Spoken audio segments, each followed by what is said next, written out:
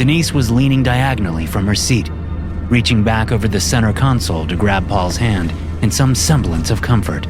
But even she didn't keep her attention fully on our distraught son for long. "Maybe we should turn around," Denise said to me, struggling to keep the fear out of her voice. "You saw the alert. Bombs could drop at any moment. What do we pay all that money for if we're not going to even use the bunker?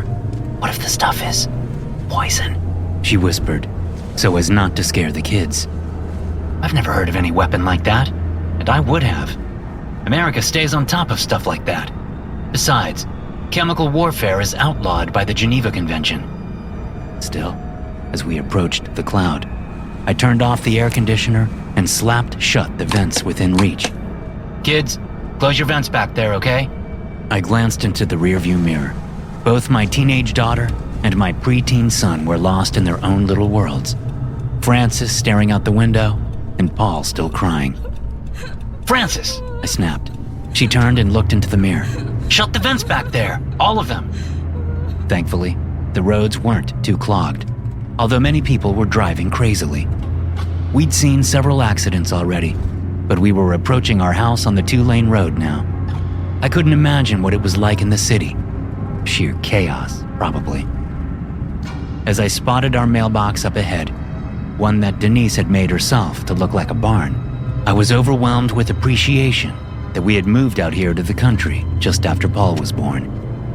While we turned down the driveway, the yellow dust cloud enveloped the car.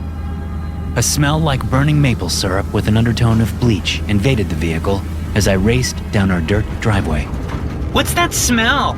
Francis asked. I punched the garage door opener. Moments later, after the SUV was parked snugly next to Denise's Audi, I punched it again and watched the door close behind us. I shut the engine off. The ground vibrated from an explosion in the distance. It was really happening. America was under attack. I turned in my seat and looked at each member of my family as we unbuckled our seatbelts. "Okay, let's get to the bunker. Don't bring anything, only what you have on you. We have everything we need down there. We'll do it on 3. Ready? 1, 2, 3. In unison, we all jumped out of the SUV and raced into the house. Moments later, we were all in the basement, and I was punching in the code to the reinforced bunker door. The syrup bleach smell lingered in my nostrils as I ushered my frightened family inside. As I pulled the door closed behind us, another explosion shook the ground. This one was much closer. The lights in the bunker flickered and then snapped off, leaving us in utter darkness. Francis and Paul screamed. I wobbled, standing up from the couch where Denise, Francis, and Paul were huddled. "Are you okay?" Denise asked, taking her arm from around Francis and grabbing my wrist. "Yeah, just low blood sugar," I lied. I hadn't expected the power grid to go down so quickly, but whoever attacked us had apparently hit a power station just as we'd stepped into the bunker. It was a miracle no one had fallen down the hard metal stairs. Thankfully, I had gotten my phone out, and together, Denise and I worked to comfort our kids at the top of the staircase. A few moments later, the self-contained solar-powered generator kicked on. Emergency LEDs came to life, illuminating the stairwell, allowing us to walk safely down to the common room. That was 20 minutes ago. Now, I needed to get the strange syrup bleach taste out of my mouth. The bunker wasn't huge by any means. It consisted of 2 bedrooms, 1 bathroom, a large storage room filled with supplies, a common room, and a small kitchen. Blinking and shaking my head, I tottered over to the kitchen, directly across from the common room. A turn of the handle had cold water flowing into the kitchen sink. I cupped some in my hands and splashed it over my face. Ever since getting down into the bunker, I had been feeling odd, tingly all over, and with a strange ball of dread in my stomach. The dread seemed separate from the fear I knew was normal during such an event. We were under attack by some unknown force, so it was normal to be afraid. But we were safe, and we could survive for a year in this bunker. Plus, I had every confidence in the might of the United States Armed Forces. The ball of dread in my gut had a distinctly different flavor from the general fear I was feeling at the sudden attack. I just couldn't place it. Like something dark and awful was forming deep inside me, and there was nothing I could do about it. The water helped. I pulled some into my mouth and allowed it to go up my nose so I could get rid of that syrup bleach scent that had been with me since that yellow cloud of what? Dust? Yellow dust? Mark? I jerked, straightening quickly and looking at Denise, who stood in the half-light between the kitchen and common room. Over her shoulder, I could see the kids huddled together, staring at us with terror-stricken faces. What? You okay? Denise took a small step toward me and reached out with one hand, but she didn't touch me. Water dripped from my face, soaking the collar of my shirt. I'm fine. Why? You've been standing over the sink for almost 5 minutes. I scoffed. What? No, I haven't. What's wrong with you, Mark? Denise asked, taking a step back, her tone sharp. Nothing, I said. Mark! Denise shrieked, cowering and backpedaling. Mark, what's wrong with you? Behind her, Francis and Paul both started screaming. The dread in my stomach expanded, sending tendrils of pain through me. Shouting, I doubled over, wrenching my eyes shut in pain. Mark, no! Denise screamed.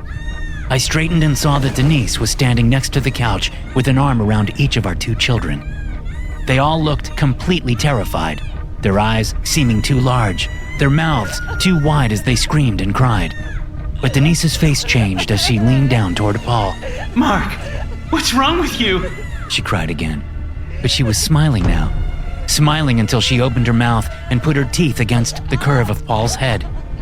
The dread expanded again, feeling much bigger now, like it was taking over. This time, the pain was distant. I was too focused on what Denise was doing to pay it much attention. My wife steadied Paul's head with one hand and bit into his skull. Although she didn't break through the bone, she came away with a piece of his scalp in her mouth, jerking her head away as blood poured and my son screamed. No, you bitch! I shouted, rushing toward the 3 of them. They darted toward the stairwell, Denise bringing up the rear. But I caught up to them quickly enough. Denise was about halfway up the metal stairs when I reached out and grabbed her foot, yanking it as hard as I could. Her other leg straightened and then stretched out before her as I pulled her backward. She hit the stairs doing the splits, and I heard something in her other leg give way with a wet crunch. She screamed, but I kept pulling her leg. I dragged her to the bottom of the stairwell, appalled that she could ever hurt one of our children. I couldn't understand how she could do such a thing, and I knew I had to stop her. The dread swelled as I pulled her around the corner from the stairwell so the kids wouldn't see what I had to do. Denise screamed and fought as I shifted her leg under my armpit so she couldn't use it. I kept her face down to prevent her from effectively using her hands. I shifted forward, bending her back awkwardly, and slammed my foot down on the back of her neck. As a much bigger person than her, I had no problem keeping her leg clutched tightly in my armpit while I bore down with my foot, putting most of my weight through that limb. She kept fighting. Afraid one of the kids would come down into the common room and see, I decided to speed things up. I brought my foot off her neck and slammed it down again, feeling something crunch in her throat. She kept fighting, so I did it again and again, stomping on the back of her neck until she went limp. Huffing and sweating, I dropped her leg to the floor and looked around, momentarily confused. There was no more screaming. The bunker was silent except for my huffing and a sound like stomping on metal grates. Through the haze in my mind came the memory of my kids. Of course! I hurried over, remembering what Denise had done to Paul. I wanted to make sure he was okay and tend to his wound. But as I rounded the corner, a loud metal clatter came from the staircase. My daughter's body tumbled down the last few steps and came to rest at my feet. I stared down at her, unsure whether she was unconscious or dead. Her eyes were closed, and blood trickled from a gash in her forehead, surely from hitting the corner of a metal step on her way down. I dropped to my knees next to her, but before I could feel for a pulse, Paul shouted down from the top of the stairs, Don't touch her! She's infected! I flinched away from my daughter. Infected? She tried to infect me! Paul said. So I pushed her! I still hadn't taken my eyes off my daughter, but I saw what Paul was talking about now. She was infected. Something like black mold grew in pulsating splotches on her skin. Giving her a wide berth, I headed up the stairs and grabbed Paul by the shoulders. Are you okay? Yeah, she didn't infect me. It's okay. I looked at the side of his head, where my wife had bitten him, but there was no wound. I shook my head, confused. The mass of dread inside me pulsed, this time feeling like it was crowding all my internal organs against my ribs and flesh. My confusion seemed to float away. What mattered was that Paul was okay. Let's go back down, I said. We have to stay down here, so we don't get infected too. Paul gaped at me, but he said nothing. I took his hand and led him down the stairs. We moved past Francis's and Denise's bodies, sure to keep away from them. Denise, it seemed, was infected too. Yes, that was why I'd had to kill her. She would have infected me. I led Paul to the master bedroom and shut the door behind us. There, we'll be safe in here. Paul got somberly onto the bed. I sat on the other side of it, elbows on knees, as I faced the door, just in case. We sat in silence for a long time. Dad? Paul asked, voice choked with emotion. Yeah? What's wrong with you? What are you talking about? I asked, straightening and looking over my shoulder at my son. He was no longer sitting on the bed. He cowered in the corner, staring at me like I was a monster. What's wrong with you? He screamed. Why did you kill Denise and Francis? Quiet, I said, looking around. They'll hear you. Dad! Dad, no! Dad, why did you kill them? I looked at the bedroom door, feeling like the entire inside of my body was swelling out, stretching my skin. He's trying to get us caught, I thought. He wants us to get caught, because he's one of them. Dad? Quiet, I hissed, crawling across the bed toward my son in the corner. He only screamed louder. They'll hear you, I said, clamping one hand over his mouth and the other around his tiny throat. He screamed against my palm. It was too loud, much too loud. I squeezed and pushed him down to the floor. The stench of burning syrup and bleach remained in my nostrils as my son took his final breath. Then I was alone in the room, safe at last. I left Paul where he was and walked toward the door, thinking I needed something to eat. But as I approached the bedroom door, I passed a mirror on the wall. Jerking to a stop, I turned slowly and peered into the mirror. When I saw the person looking back at me, I screamed. Story 2. We found an underground bunker. Something evil lives in it. I don't think there's supposed to be a road here. I looked left and right down the narrow dirt road, wondering if we'd taken a wrong turn somewhere. Saul came crashing out of the brush behind me. I turned to look at him as I pulled my phone out of my pocket. Huffing, he yanked a severed pine branch from where it had snagged in his backpack strap and threw it angrily to the road. I thought we were supposed to be following a trail. You've had me bushwhacking for the last 2 miles. I couldn't help but smile. There's a trail. You're just too damn big for it. My half-brother brushed pine needles off him and shook his enormous head angrily. As a lineman for a Division I football team, it wasn't the hiking that got to him. It was the fighting his way through the trees.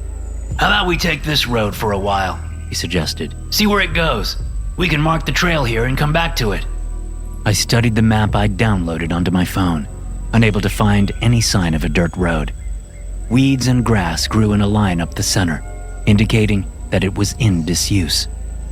Taking pity on my brother, I agreed, and we started up the road. Not even a mile later, the road dead-ended at a wall of granite with a huge, rusted door set in the middle of it. Stopping in the middle of the road, Saul and I shared a look of excitement. We have to check it out, Saul said. It's not every day you stumble across a freaking underground bunker. I couldn't have agreed more. I smiled and started forward. The door was hinged on each side, so it would open in the middle. One was fully closed, while the other was open about a foot. There was a complicated-looking metal handle on one side and a locking mechanism on the other. complete with the ring that would lock the two components in place when the doors were flush with each other. But there was no sign of any chain or lock anywhere. Still, I glanced at the ground and saw some tracks. I stuck a hand out and stopped my brother before we trampled them. Look. Imprints had been left in the dirt under the slight overhang that would keep that patch of ground out of the rain. The prints had been left by what looked like a pair of hiking boots. I guess we aren't the first here, Saul said, starting forward. Before I could stop him, he trampled the prints and opened one side of the door wide on squealing hinges. Shaking my head, I decided I was overreacting, my imagination getting the better of me. But I could have sworn the tracks only led inside. There were none coming out. The crunching of dirt under our boots soon gave way to the muted slap of synthetic rubber on concrete. About 20 yards into the bunker, the space opened up on our right in a large parking area. The walls were concrete, and large concrete pillars stood in a line, holding the ceiling up a good 15 feet overhead. The only vehicle in the place was an ancient-looking World War II-era Jeep. It sat on cinder blocks, its tires long gone. The hood stood propped open like the mouth of some prehistoric creature that had been fossilized and long ago entombed from its stony grave. We ventured over, our footsteps echoing down the corridor that stretched before us, off into a black void. The only thing left in the Jeep's engine compartment was the engine itself. Everything else had been stripped out, probably shortly after the Second World War ended. Saul slipped his backpack off and propped it against the Jeep. In the light coming through the door, I could see his smile. What are you doing? Let's explore for a bit. Leave our packs here to give our shoulders a break. I looked into the dark distance, thinking about the boot prints. I was being ridiculous. I just didn't see the outgoing prints, that was all. Besides, Saul was with me. While I was pretty average in every way, Saul could handle all comers. I'd seen the guy squat over 500 pounds before. He had hands the size of baseball mitts. Yeah, okay. I slid my pack off and dug out my flashlight. Saul got his flashlight out, and we ventured farther into the bunker, breathing the stale air and holding the dark back as we went. We heard the noise shortly after reaching the second floor down. The first floor, where we'd come in, held the parking area and a couple of offices before bottlenecking to a heavy-duty door next to a large elevator, both protected by a couple of Jersey barriers. I figured this place had been built for some heavy hitters in case of a bombing or an invasion. The Jersey barriers were where the foot soldiers would crouch to fire at the enemy, preventing them from getting to the door or elevator, the last line of defense. With no power, the elevator didn't work, but the door was standing open. Beyond was a stairwell that led down to another floor we were determined to explore. But as soon as we stepped foot on the second floor, we heard a strange noise that caused my skin to tighten. It sounded at first like a snicker, like something was laughing at us. When it repeated, I realized it wasn't someone laughing. Quite the opposite. It was someone sobbing in such an odd and sped-up manner that it sounded like a hyena laughing. Both Saul and I whipped our flashlights toward where we thought the source of the noise was. We stood in a narrow concrete hall that stretched both left and right, with doorways branching off it at regular intervals. Our flashlights were trained to the right, but they couldn't reach far enough to see the end of the hallway. Hello? Saul shouted, causing me to jump. What are you doing? I whispered, grabbing his arm. He looked at me like I was insane. Someone's hurt. We don't know that. What if what? He asked. Help me! I jumped again at the hoarse and pain-filled male voice that echoed off the cold concrete walls. Without another word to me, Saul started off down the hall. I'm coming! Admonishing myself for my cowardice, I hustled after Saul. But it wasn't out of any altruistic intention. I wanted to stay close to him because I knew he could defend himself. Where are you? He shouted as I caught up to him. Down here! The man called. In the bathroom! Something clunked in the hallway behind us. We whipped around and pointed our flashlights that way, seeing nothing but empty hallway and dark doorways. Hello? Saul said. For the first time, I heard just a hint of fear in his voice. We're here to help. Help me, please! The shout got us moving again. Now we could see that the hallway took a sharp left up ahead. Saul kept his light on that, while I pointed mine into the rooms that branched off the hall. They were simple bedrooms, with ancient cots that folded down from the walls. Some of the rooms held crates or old equipment, but most of them were empty, except for the single, fold-down cot in each one. I sensed movement behind us and whipped my flashlight that way, glimpsing a figure darting into a room behind us. There's someone behind us, I whispered to Saul as we reached the left turn. We stopped again. Are you sure? I nodded. He's in one of those rooms. He's following us.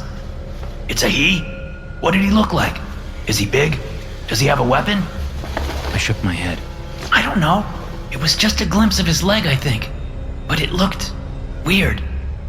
The strange sobbing resumed, much louder now that we were close. It sounded like the man was hyperventilating. Listen, we're not here to start any trouble, Saul said to the hallway behind us. We don't care about anything but getting help for this guy, okay? So whatever you want, it's none of our business. We'll just get this guy and be on our way. The hallway answered with silence. The man in the bathroom screamed for help again. Did someone hurt you?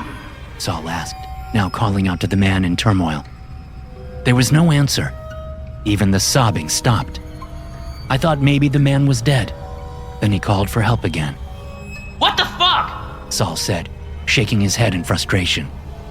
I kept my flashlight pointed down the hall behind us, going over repeatedly what I had seen. The quick glimpse of a figure. The more I thought about it, the more I realized it wasn't a human leg I'd seen. I think it's an animal, I said. What? What kind? Animals don't stalk humans. Maybe a cougar? Saul shook his head. Which room did it go into? I pointed. Fourth one down on the right. Stay here and watch my back. Shout if you see anything. The injured man shouted for help from the bathroom again. Without thinking, I turned my flashlight that way, shining it down the empty hallway. Hold on! A squelching noise erupted from the direction Saul had gone. I turned and shone my flashlight on Saul's back. He stood on his tiptoes, shoulders hunched forward, his own flashlight held limply in his right hand. I blinked, trying to compute what I was seeing. Saul was twitching, his arms jerking and his body flinching back and forth. He dropped his flashlight, which hit the ground just a moment before his size 18 feet left the floor. That was when I glimpsed whatever was on the other side of him, previously blocked by his bulk. His attacker's feet weren't human, although they had 5 toes on each limb. Protruding from each toe was a curved black claw. The thing that came to mind was a bear's feet, but there was no fur, only gnarled skin so dark it was almost black. The ankle joints on each leg were thick with bulbous protrusions, as though tumors had sprouted there. My eyes traveled up, but the rest of the creature was blocked by my half-brother's body. Blood splattered the floor between the two of them. I took a step forward to help Saul, but as I did so, the back of his shirt poked out as if something sharp had just protruded from his body.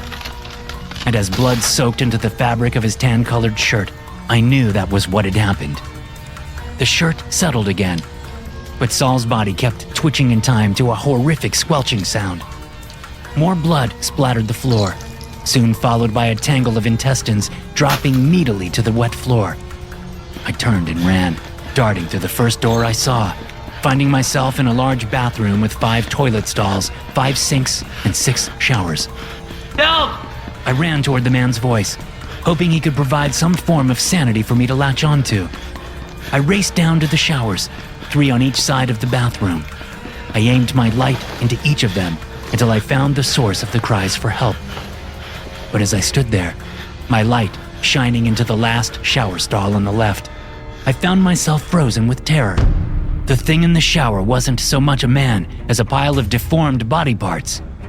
My eyes glanced over him repeatedly, but for several long moments, I was unable to make any sense of what I saw. It was clear he had been severely injured. presumably by the creature that had just killed my brother, but there were other things wrong with him. As far as I could tell, the wounds that had been inflicted on him had partially healed, but not in any normal way. Growths of stretched maroon skin bubbled out from these horrific wounds. His left arm, which had been nearly torn off at the shoulder, now stuck up from his body at an odd angle, held there by bulbous formations of that bumpy, strange-looking skin. The right arm was still in working order, and he held it out toward me, begging for help. His right foot was gone, but the skin had fused with his intact left leg at the calf. His clothes hung in blood-stained tatters from his body, but I could tell that the strange growths weren't only confined to his injuries. His clothes bulged with protrusions nearly everywhere I looked. But it was his face that shocked me the most. It looked as if the creature had slashed him across the left side of his head. That entire side was a mass of dark, deformed skin. His lifeless left eye protruded from a small mountain of flesh next to his half-deformed nose. His right eye still blinked, and the emotion there affected me deeply as my gaze finally rested on it. Help me, he said, still breathing rapidly. As I opened my mouth to ask him what had happened, there was movement from the bathroom door. Turning my flashlight that way, I saw an enormous creature that had most likely once been a bear. It was deformed in places, although not as bad as the man lying in the shower stall. The bear's skin was dark gray, its eyes full of confused rage, its blood-covered mouth hanging open to reveal a deformed and bulbous tongue. It paused for a moment, turning its head slightly away from the light. Then it dropped onto all fours and rushed toward me. Panic gripped me as I spun, looking for some way out or something to defend myself with. Get behind me, the man said. Get behind me now! I had no other options, so in my panicked state, I did what he said, crowding into the shower, stepping on the man and tripping in my haste. He cried out in pain as I rolled over him. Then I was off and standing with my back in the shower corner. The bear creature stopped just outside the stall and reared up on its hind legs, letting loose a distorted roar that sounded as if it had come from deformed vocal cords. But it didn't move any closer. Its eyes looked from me to the deformed man and back again, its nose twitching. It roared once more, propelling the stench of rotten meat and slow death into my face. Then it backed away. Can you carry me? The man asked. If you can carry me, we can get out. It won't touch you if you carry me. Why? I asked, listening to the bear make its way back toward the bathroom door. I'm bad meat, he said, managing a little laugh at the end. I've been down here for days, and the thing hasn't come near me since it first attacked. It did this to you? Can you carry me or not? Can you hold a flashlight? I asked, pressing the tool into his right hand. He gripped it. I squatted and got my arms underneath him, feeling moisture pass from his skin to mine. I levered him up so he was propped on his one good leg. Then I put my shoulder into his stomach and got him into a firefighter's carry. He cried out as I lifted him, but after that, he quieted down and managed to point the flashlight at my feet, even though his arm was hanging down behind my back. Go! He gasped. Hurry! I went, taking little steps, hoping my back didn't give out. As I reached the hallway outside the bathroom, I saw the bear to the right. On instinct, I turned the other way, heading farther into the bunker. Stop! The man cried. Not that way! There's some kind of chemical leaking out of storage barrels down there. You have to go the way you came. The thing is that way. It won't touch you, I promise. I turned around and headed toward the bear creature. My heart slammed around in my chest as I faced off against the thing. I wanted to drop the man right there and run the other way, weird chemicals or not. But I doubted there was an exit that way. So I steadied myself and took a step toward the creature. It grunted and backed away, nose twitching. I took another step, and the creature kept its distance. I worked my way down the hallway in this manner until I came to Saul's body. I didn't want to look, but I had to navigate around the gory mess, clenching my teeth against my crushing sense of loss. Then I was past, and the bear had backed itself into one of the rooms on the right. The stairs were difficult, and by the time we reached the top, my legs were shaking. But there wasn't much farther to go. I could hear the bear behind us, but by then, I knew the man was right. It wouldn't attack. It was afraid of him. When we got outside into the sunshine, I turned and shut the main door to the bunker, shifting the handle so it was fastened. It wasn't locked, but I had to take the chance that the bear wouldn't be able to open it from the inside. I couldn't carry the man any farther. I set him down as gently as I could on the side of the road and then stood up. I wiped the sweat off my face with one hand. My eyes were stinging from sweat, so I wiped at them with the backs of my hands. It didn't help. I pulled out my phone, and as I stepped away from him, searching for a signal, I realized my skin was starting to burn where I'd touched the man. I looked down at my bare arms and saw a little red bubble slowly forming there. I could feel the man's one good eye on me, mouth open and anguish building. I looked at him. A single tear traveled down from his one good eye. I'm sorry. I just wanted to see the sky one more time. I'm sorry. I looked back at my arms, thinking about how he had mentioned dangerous chemicals. He must have crawled or limped into the spilled chemicals right after the bear attacked him, and he still had some of the stuff on him. The burn was turning into a searing pain that seemed to sink deeper into my arms, even as it traveled through my body. My skin bubbled more violently. I felt it happening on my shoulder, the side of my neck, and the ear that was pressed against him as I carried him. I cried out at the pain and fell to my knees. Then, as the burning started on my face, I recalled wiping the sweat away with the same hand I had used to secure him on the journey up. I blinked as blinding pain erupted in my eyes. The world went blurry as I rubbed at my eyes. The pain went to a crescendo.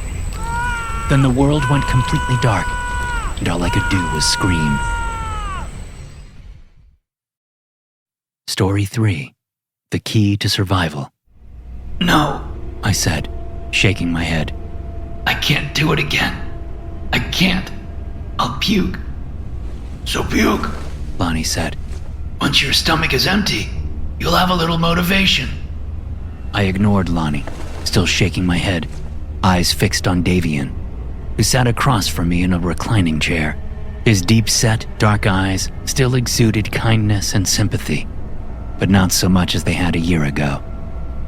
Like all of ours, his face had grown gaunt from slowly starving. But he still had a commanding presence, and, as I had during every tribulation of the last year, I looked to him for reassurance. This time, there was little to be found. You agreed? Davian whispered, his voice seeming to fill the entire bunker, even though he wasn't at anything approaching full volume. Lonnie leaned over from his side of the couch and gripped my arm. You don't do it. You don't eat. My stomach, which had long ago gone beyond simple hunger, felt like a fist that kept tightening on itself, squeezing every molecule of air out as the minutes passed. The three of us spent most of our days in what passed for the bunker's living room, conserving our energy for survival. Sure, we got up to use the bathroom, and Davian got up to check the air quality sensors several times a day, but otherwise, we stayed put. We had read every book in the bunker many times over, had watched every DVD, listened to every CD, and played every card game. Now, all we did was sit and drift into our own little hunger-fevered worlds, until, of course, it was time to harvest. We did it once a week, taking turns. It was my week, but I couldn't fathom facing it again. I tried to jerk my arm away from Lonnie, but I didn't have the strength to succeed. And he hung on tight, digging his fingers into my minuscule muscle. You know what happens when you don't pull your weight? We all agreed. Lonnie sounded like a ghost, and I didn't dare look at him. His bulging eyes and protruding cheekbones only gave his rodent-like face a more disturbing quality that bordered on inhuman. But it was true. We had all agreed, even if that conversation, which had lasted the better part of a week seemed like it had happened in a dream. We weren't the same people as we had been when we'd rushed into the bunker over a year ago. Not even close.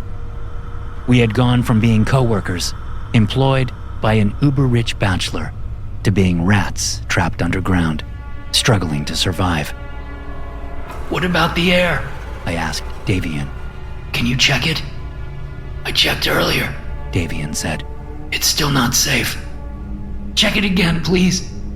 Davian sighed, and I thought for a moment that the former head of security was going to deny my request.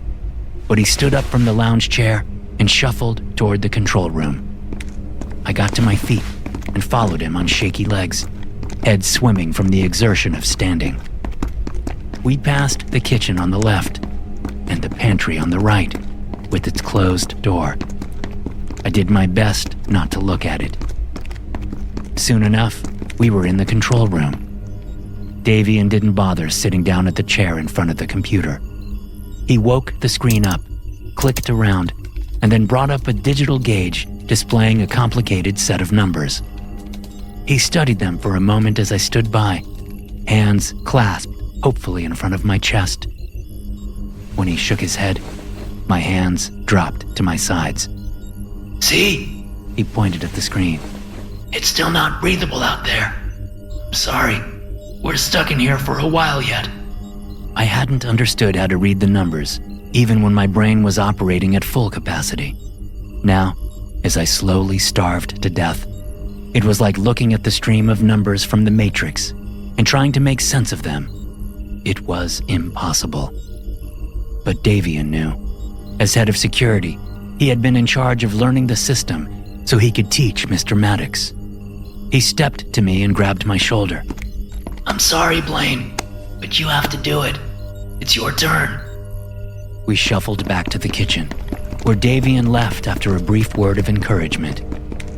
I found the tray of supplies in their place on the stainless steel counter and picked them up, turning to the closed pantry door. My stomach clenched again, and I felt a watery looseness in my bowels. I shut my eyes and thought about that first night, when those of us remaining at work had received the emergency alert on our phones. It was Davian and Lonnie who had arrived at the garage first, even before Mr. Maddox. I stood with the cloth in one hand and my phone in the other, having been interrupted in the middle of polishing Mr. Maddox's orange Lambo. The two men ran through the open garage door and stopped when they saw me. We all shared a look. At first, I thought they meant to steal a car and drive off, but after a short pause, they darted forward toward the empty bay next to the Lambo. Come on, Davian said, grabbing my arm and bringing me over into the next bay, where there was a rectangular oil pit built into the garage floor. Hey! I stopped and turned at the sound of Mr. Maddox's voice as he hustled into the garage, looking like a frightened horse and holding a pistol, which he pointed at us. You're not going down there, goddammit! He shouted. I had no idea what he was talking about. Since I wasn't on the security team, I didn't know about the bunker. Not then. I was still trying to make sense of the seek immediate shelter alert I had received on my phone. There's more than enough room and supplies to last us all months, Davian said in a reasonable tone. I don't give a shit, Maddox said in his raspy old man voice. It's my bunker. You're going to leave us out here to die? Lonnie asked, his tone suggesting he already knew the answer. Mr. Maddox said nothing. He rushed toward us, wearing his evening getup, khaki pants and a sweater that cost more than my entire wardrobe. His pistol wavered as he came, but not by much. Davian still held onto my arm, and Lonnie stood beside him. The stairs down into the oil pit were just a few feet away. Back up, Maddox said, poking the air with his pistol. We backed up. Once he felt it was safe, he stepped between us and the oil pit, his back to the gap. He seemed to be studying us, and I saw his eyes soften as the moments stretched on. I was so occupied looking at Maddox and his gun, I didn't see the chef, Sonia, coming up behind him until she plunged the knife into the side of his neck. Davian jerked me out of the way as Maddox fired once reflexively, the bullet ricocheting off the floor nearby. He spun around, knife still sticking out of his neck, and attempted to shoot Sonia. Lonnie lurched forward and shoved Maddox, sending him toppling into the oil pit. He landed in such a way that it ripped the knife out of his neck and the gun out of his hand. We all stood around the oil pit and watched him bleed out. Then, as the ground shook with the first distant explosions, we came to our senses. Davian led the way, stepping through the puddle of Maddox's blood, lifting the secret trapdoor at the bottom of the oil pit and ushering us down to the bunker's entrance. He punched the code in and got us all inside. We thought for sure we would be able to come out in a month or two, max. That wasn't the case. Now, a year on, we'd completely changed. Those people who had all been united against Maddox were barely holding it together now. I thought about all this as I stood in front of the pantry door, although I tried my best not to remember. It didn't help things any. It made them worse. But I knew I had to do it, or I wouldn't eat. Composing myself, I stepped forward and balanced the tray of supplies with one hand while opening the door with the other. Stepping inside, I flipped on the light, illuminating Sonia, or what was left of her. We'd already eaten so much of her, but she had been the largest among us, with the most fat. We knew she would last the longest, as her body could use the fat as energy before it started to attack the muscle. Wearing only her stained and soiled underwear and a bra, she flopped around on the floor, fighting against her binds. But she had no arms anymore. They both ended at just beyond the shoulder joints in bandaged nubs. One of her legs was gone up to the knee, and the other was missing her foot. She shouted and grunted, but she couldn't make words because Lonnie had cut her tongue out long ago. We had split it. It wasn't much, but it was delicious. She stared accusingly with her dark eyes, shouting wordlessly, flopping around in smeared shit and piss. When we first endeavored to eat her, we had all agreed to take turns cutting and cleaning. But as the other limited provisions dwindled and our energy with it, we stopped with the daily cleaning. We just let her go to the bathroom in her underwear and only cleaned her once a week when we did the cutting. That was my first order of business, getting Sonia cleaned up so I could cut her without contaminating the meat. Only after I did the cutting would I feed her some rice and beans, the only two food sources we had left, aside from Sonia, of course. The amount that we gave her was well worth the fresh meat we got in return. The three of us had talked long and hard about it whenever Sonia was asleep for the better part of a week. Planning ahead was key. We couldn't wait until everything ran out to eat her. We had to plan ahead. We couldn't survive on rice and beans alone. Not for long. Sonia continued to yell and wiggle around, her eyes fixed on me. That was the hardest part. Looking at her eyes, feeling her eyes look at me. We had been friendly back before this whole thing. She had, on several occasions, snuck me some food from the kitchen. Twice, I let her drive one of Mr. Maddox's expensive cars while the boss was away.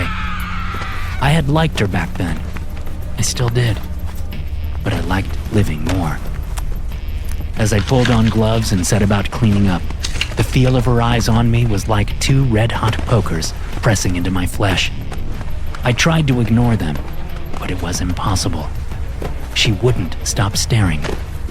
Even when she tired herself out and stopped flopping around, she wouldn't stop staring. I felt the creeping hand of insanity gripping the back of my neck, and not for the first time. Last time, I had been tasked with cutting and cleaning. I had nearly taken the knife to my own foot instead of hers. But now, with those eyes, I couldn't concentrate. My stomach clenched impossibly tight, causing me to double over. Her eyes prodded me as I gripped my stomach with soiled gloves. They prodded me as I let out a whine. They prodded me as I hissed for her to stop looking at me. I reached absently for the knife, feeling them prodding all the time, accusing and blaming. Breathlessly, I gripped the knife in one gloved hand and pressed her head to the floor with the other. I looked into those eyes, those prodding, poking eyes, and I knew they had to go. The knife went in easily enough, slicing through eyelid and conjunctiva and cornea and lens and pupil. It came out covered in a red, jelly-like substance, but it went in again just as easily. Then there was the other eye to get rid of, and I did. I stabbed and stabbed until I could no longer feel those poking, prodding eyes. But by the time I was done, I realized I had gone too deep. Sonia no longer moved. Her chest didn't rise and fall. She was dead. I had killed her. I stood up and walked numbly out to the living room, knife still in my gloved hand. Where's Davian? I asked, seeing only Lonnie in the room. Lonnie glared at me with open disdain, sensing something was wrong. He's in the bedroom, sleeping. Said he wasn't feeling good. What's wrong with you? I think we need to butcher and refrigerator now. The meat won't keep for that long if we do that now. Freezer's still broken. Well, what did you do, Blaine? She wouldn't stop looking at me. Jesus Christ. Lonnie stood up, swaying for a moment before coming toward me and grabbing my left arm. He dragged me into the pantry and looked at the mess I'd made. He turned to me, still gripping my left arm. You fucking idiot! Now we have to butcher her! You better hope all the meat stays good with the goddamn freezer broken. Christ! As he spoke to me, I could feel his eyes on the side of my face. I could feel them poking and prodding and blaming. I looked down at the bloody knife I still held in my hand. Then I looked up and met Lonnie's gaze, and saw Sonia's eyes staring back at me. Thanks for watching. Be sure to subscribe and smash that like button to get notified every time I upload a new video. You can also check out some more of my animated horror stories right here. I am just going to give a general warning for this entire video. The following content we'll be going through today is deeply disturbing and graphic. From extreme and graphic self-harm to someone possibly unaliving themselves, to heavy drug abuse and death. This is your warning. Click off if that's too much for you.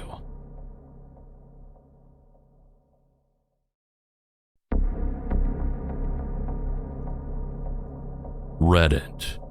A place on the internet where various people come together to share their thoughts and real-life experiences with one another. A place for conversation, debates, and the like. Many people use Reddit for various reasons. Whether it's being part of a community of something you really enjoy to using it as a news source to stay up to date with real-world events. But what happens when someone uses it as a cry for help, or to announce their plans of something truly sinister and dangerous? Well, that's what we're going to explore today. Here are some very disturbing posts on Reddit.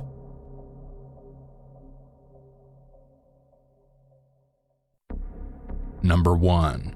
On Monday morning of September 14th, 2009, a user by the name of Spontaneous H made an unsettling post on the popular subreddit IMA, a popular subreddit very similar to Ask Me Anything and pretty much the same premise. This is a subreddit that many people visit to sort of allow Redditors to interview them and literally ask whatever they want to know. Oftentimes, even celebrities and well-known figures use this subreddit as a way of interacting and engaging with their fans. Unfortunately, however, this wasn't one of those occasions. Spontaneous H had made a deadly decision, one that would lead to the unraveling of their very existence and could lead to fatal consequences. Little did they know how much this very decision would change everything for them, in the worst ways imaginable. The post was titled, "I did heroin yesterday. I am not a drug user and have never done anything besides pot back when I was a teen. Ask me anything." We're going to go through Spontaneous H's story first by reading everything they shared from this experience. This is a little long. I have never been a drug user. I drank once in a while and smoked pot years ago back when I was a teen in high school a few times, and that's it. I'm 24 now, have a master's and a well-paying full-time job. Yesterday I was walking through Washington Square Park where I pass every day, and there are always people there looking to sell drugs. Not in the park anymore due to cameras, but it is well known you can meet a dealer there and then do the transaction elsewhere these days. They usually don't solicit drugs to you unless you stop to stand around near one of them for some reason, or look like you're looking for something. Yesterday, I happened to stop by a row of benches to check some messages on my phone when a dealer on the bench to my right asks me if I need anything. My life has been pretty boring the last few years, and I feel like I haven't really lived, taken any risks, or done anything crazy, so I figured, what the hell, maybe I'll buy some pot. It's been a while. I said yeah, and after asking me several times if I'm a cop, he gives me his number and tells me to meet him at a fast food place several blocks away and he will hook me up. I say all right and nervously check to make sure I have cash and go meet this shady looking dude. We sit down and after hounding me, asking me if I'm a cop, he asks what I need. I tell him I just want a dime bag, and he says something like, "No, sorry man, I only sell half ounces. You can take that and I've got some coke and H." At this point, I didn't want to buy half an ounce of pot. I probably never smoked more than an eighth in my life, but then I started considering his last word, heroin. I've heard so much about it and how crazy addictive it is and seen it in movies and TV. I'm thinking The Wire here, one of my favorite shows, and it really started to intrigue me. I've always wondered what it would be like to do heroin. Out of nowhere, I say I'll take the H and we do the deal there. I give him the cash under the table and he signs me a small order of fries with a little stamped wax baggie in it. Then he tells me to let him leave first. I put it in my pocket, then nervously race home, my heart racing, cannot believing what I just did. I held onto that bag in my pocket palms, sweating the whole ride home. When I get home, I open the bag and dump some golden flakes and powder on my glass coffee table. At this point, I don't even know what to do. I know you can snort heroin, but it looked all flaky, so I try to remember how they did it in the movies, but they always seem to inject it in film, so I start Googling how to snort heroin like an idiot and do a little research on the stuff and how much to take. I used a card to get it into a fine powder and move a small bump to the side, which I inhaled through a dollar bill. I didn't feel anything yet, so I snorted a small line, which was essentially half the bag. There was very little inside. I waited, and in a few minutes, I had the most pleasurable feeling of pure relaxation and bliss wash over me. I just sat there and everything felt amazing. I nodded off, and it was great. I had the TV on, but wasn't paying attention. I must have sat around for 4 hours doing nothing but feel total pleasure. It was like a full body orgasm times 10 that kept going on and on. When I would nod off, it felt like I was in a pure conscious lucid dream-like state. Sometimes it felt like I was leaving my body. At this point I did the rest of it and stayed up all night and must have been high for 10 hours straight. I might have slept at one point. It's hard to tell the difference when you nod off and everything feels good regardless. Just the feeling of being under a blanket was amazing. I was blown away by the power of this drug and just how orgasmic it felt. I never understood why people did drugs before and got so hooked on them, but now I see why. I have the urge to do it again, but I will resist and not do it, at least not for a long time. I understand the addiction potential and how someone could easily tear apart their lives with this stuff. Heroin is pure powdered pleasure.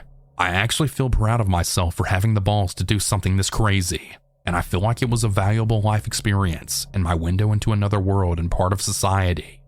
I will never forget the day I did heroin. Now ask me anything.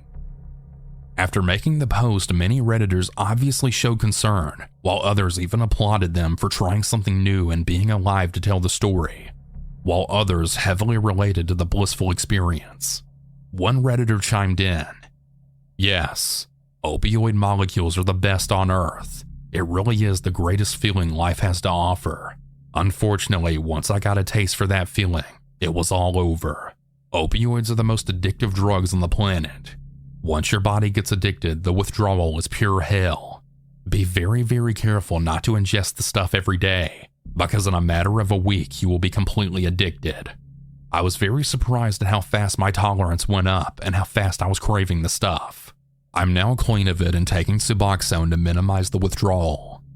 It has helped, but I can never take another opioid without my body going completely crazy for it. Enjoy it, but save it for a rainy day. Opioid addiction nearly killed me. with another Redditor stating, "Not a question, just a suggestion based on knowledge gained from years as a heroin addict. Don't do it again, ever. There is nothing so terrible in this world as heroin withdrawals. It takes doing heroin every day or every other day for about 2 to 3 months to get your first habit. But that time goes by real fast when you are high. Just leave it alone, seriously."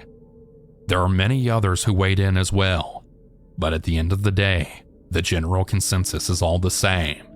This was a horrible and life-ruining decision, and not something anyone should ever try to experience. But unfortunately, it was too late for Spontaneous H. The damage was done. Spontaneous H didn't take too kindly to some of the comments on their post, following up with an update. "Please no more comments telling me I'm going to be a homeless addict dying of an overdose now. Don't lecture me with all your misconceptions and lack of any real knowledge or experience about the drug. I understand if you know someone who has been hurt by it. We all do. Any drug can ruin lives. Please ask me questions instead of trying to lecture me, and do some research first before spewing lies." Update 2. I don't regret this at all, and I see a lot of talk about how cocaine isn't as bad as heroin, and people telling anyone considering trying a hard drug to do coke instead. I've known and seen a lot of heavy coke users, many who have become addicted and OD'd, and I find it disturbing that people think coke is acceptable because some higher class circles find it socially acceptable. I'm thinking the young Wall Street and college crowds here who associate it with money and being cool and is easily manageable to use for recreation, while society tells them that heroin is for the poor and the destitute and leads to automatic addiction and suffering. So I plan to try cocaine the next chance I get and compare the two in terms of effects and experience. Doing heroin was memorable and life-changing, and I know I can handle anything once. I've done my research on coke and know the risks, so if anyone has any questions or opinions on that matter, feel free to chime in. Whether it is to tell me I'm a fucking idiot or to give me advice, whatever. This is an experiment and an adventure in life. I'll report back once I try it. Spontaneous H returned with an update 2 weeks later. This is where things begin to take a very disturbing turn. What was supposed to just be a thrilling first-time experience they lived through to talk about with strangers on the internet had now culminated into a deep dark spiral that they couldn't escape from. The second post was titled, "2 weeks ago I tried heroin once for fun and made an AMA. I have been using since and shot up for the first time today. Ask me anything." Was posted on Sunday, September 27th, 2009 at nearly 2 a.m. Wednesday night update. "Fucking, I'm still withdrawing, throwing up and sweating out gallons of sweat. I really want to use and relapse right now. I know I shouldn't. These urges are so strong and overpowering. Please help me if you can before I get the chance to. 1,000 comment update. Fuck my life. I wish I was trolling and this was all some elaborate lie. I was doing everything right, have been clean, and somehow a rumor got out that I've been using, and my girlfriend found out and she basically broke up with me last night, but is now putting that decision on hold. I have some serious unrelated business/work I need to attend to in 2 hours, and I don't know if I'll be in any state to be able to and be ready. I can't stop crying. Fuck heroin. Fuck my life. I guess I don't need to say that since heroin pretty much fucked my life for me in under 2 weeks. I just want to die." NA update. Went to NA. I shared my story and it seemed to hit a lot of people. I cried. I got a lot of support in numbers, and I feel like I'm in a good place and truly believe I never have to use again. I will be going back. Update number whatever. I slept for about 30 hours, sweat out my entire body, and now I feel okay. I also took a shit for the first time in like a week, which was pretty awesome. I can stop this on my own. I don't even think I need NA, but I'm not ruling it out. I have no craving or desire to do heroin. I'm sure some of you will be quick to say I need real support, and maybe you're right. But right now, I think I'll be okay. New update. I appreciate all the genuine concern and advice. I finished my stash. Bad idea, but too late. Threw out my needles, and I'm too faded to respond to comments for now. When I sober up in a couple hours, I'll check out some NA meetings. Edit. I nodded off after taking another hit at 4 a.m. and couldn't be bothered to look at this anymore, and just woke up with a sore headache. For those of you who think I'm a troll because I can do heroin and type well with good grammar, fuck off. It's not that hard if you type slowly and carefully without looking at the screen. The screen is a blur and too bright, and it's challenging. But I would rather post coherently than like an idiot. I know it's hard to believe someone dumb enough to do heroin is intelligent in other regards. Comments disintegrated into mindless bandwagon accusations of being a troll. I wanted to engage in a discussion, and I know I need help and my mind isn't exactly right. I'll sift through the posts and respond to the genuine ones once I feel better. For the people calling fake, is this enough proof for you? Many Redditors didn't believe in Spontaneous H, claiming this was lies and for attention. So eventually, Spontaneous H included proof. However, for the sake of being safe, I've blurred out the image. Do you want to see my track marks too? They're not pretty, and this is under 24 hours after first shooting up. I'm not proud of any of this, and posted it here because I can't tell anyone in my life and don't want to keep it to myself. I figured doing another IAMA would give me the opportunity to talk about my issues anonymously and help me realize the extent of my problem through feedback. The assholes saying this is all fake trolling can fuck themselves. People can post about being prostitutes and all sorts of things that harm a large number of other people, but dismiss someone on the track to become an addict who needs help and just wants to talk and maybe help some other people from making the same mistakes. I appreciate the people giving legitimate advice and asking questions. I'm going to the next NA meeting I can find. I know there will be a lot of people telling me I told you so and urging me to seek help. And they are right. That's all good. And trust me, I know the danger I am in of ruining my life, but let's please keep this an AMA first and foremost. I'll be checking out an NA meeting this week, and I know I'm on a fast track to becoming an addict, and I want to stop it before it gets out of control and I'm physically addicted. No one in my life can know about this, and I want to stop before it's too late. I have been using for 2 to 3 day periods, then taking a couple of days off, then using again. The breaks were in part to try not to get hooked, and in part because I had an unreliable dealer who charged me more than double what I should be paying. I got ripped off several times when I tried to buy off the street. My former dealer is the guy who I first bought from. Today I met a guy through some internet channels who said he could get bundles, 10 small bags of heroin for significantly less than half the price my old dealer gave me on his most fair deal. He also happened to be an IV user and had a stash of sealed needles and supplies and offered to shoot me up. I had kind of hoped I would find someone who would, and he was a pro finding my small hidden veins and injecting a bag in one shot. To quote Trainspotting, take the best orgasm you've ever had, multiply by 1,000, and you're still nowhere near it. He gave me some new needles and tourniquets, and when I got home, I tried to do it myself. After not hitting a vein countless times, I finally got a red flag and was good to go. I have injected 5 bags since 4 p.m., the last one a little less than an hour ago, and am tempted to do one more. Ask me anything. Forgive me for any delays if I nod off. Spontaneous H has now gone to a place that they truly cannot turn back from at this point. Something many of the fellow Redditors desperately feared happened. That pleasurable night of feeling pure relaxation and bliss has fully evolved into hardcore addiction. This was truly devastating, with many of the Redditors rallying to show support, desperately begging Spontaneous H to get help before it's too late. One fellow Redditor who had struggled with addiction in the past had this to say: "Oh dear, I'm an IV morphine addict, so I know where you're coming from. In my opinion, there's no going back now. You're going to be in for one hell of a ride, so you found heroin. You know you like it. Hell, you love it. Like the chase, like the catch, like the high. Opiates are like kissing God, and once you've tried them, there's no going back. If you don't clean up now or clean up soon, within a month, this is what you can expect. After a few days of continuous use, you will become physically dependent. The withdrawals from opiates are like the high, but turned inside out. Imagine how much pleasure you get from when you push the plunger all the way down, and you feel the smack hit your brain, and you just melt. Now turn it inside out. You can expect to be pissing out of your ass, freezing cold, yawning nonstop, drippy nose, muscles and bones feel like they're breaking and spontaneously combusting, no sleep, severe depression, and ideas of suicide. The list goes on. Second, be prepared to lose everything that you have. You will lose your job, your family, your friends, your possessions, your apartment, everything. The longer you keep going, the more you lose.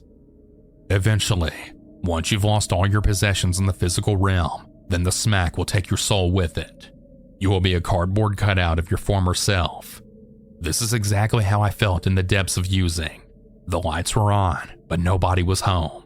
Just an empty shell full of smack. There is a very likely chance that you will die. There is a very likely chance that you will end up in prison. There is a very likely chance that you will end up in the hospital. You will continue to be ripped off to no end. There are no friendly or honest dealers. You will go places you thought you would never go. So buckle up and enjoy the ride. You are now a junkie.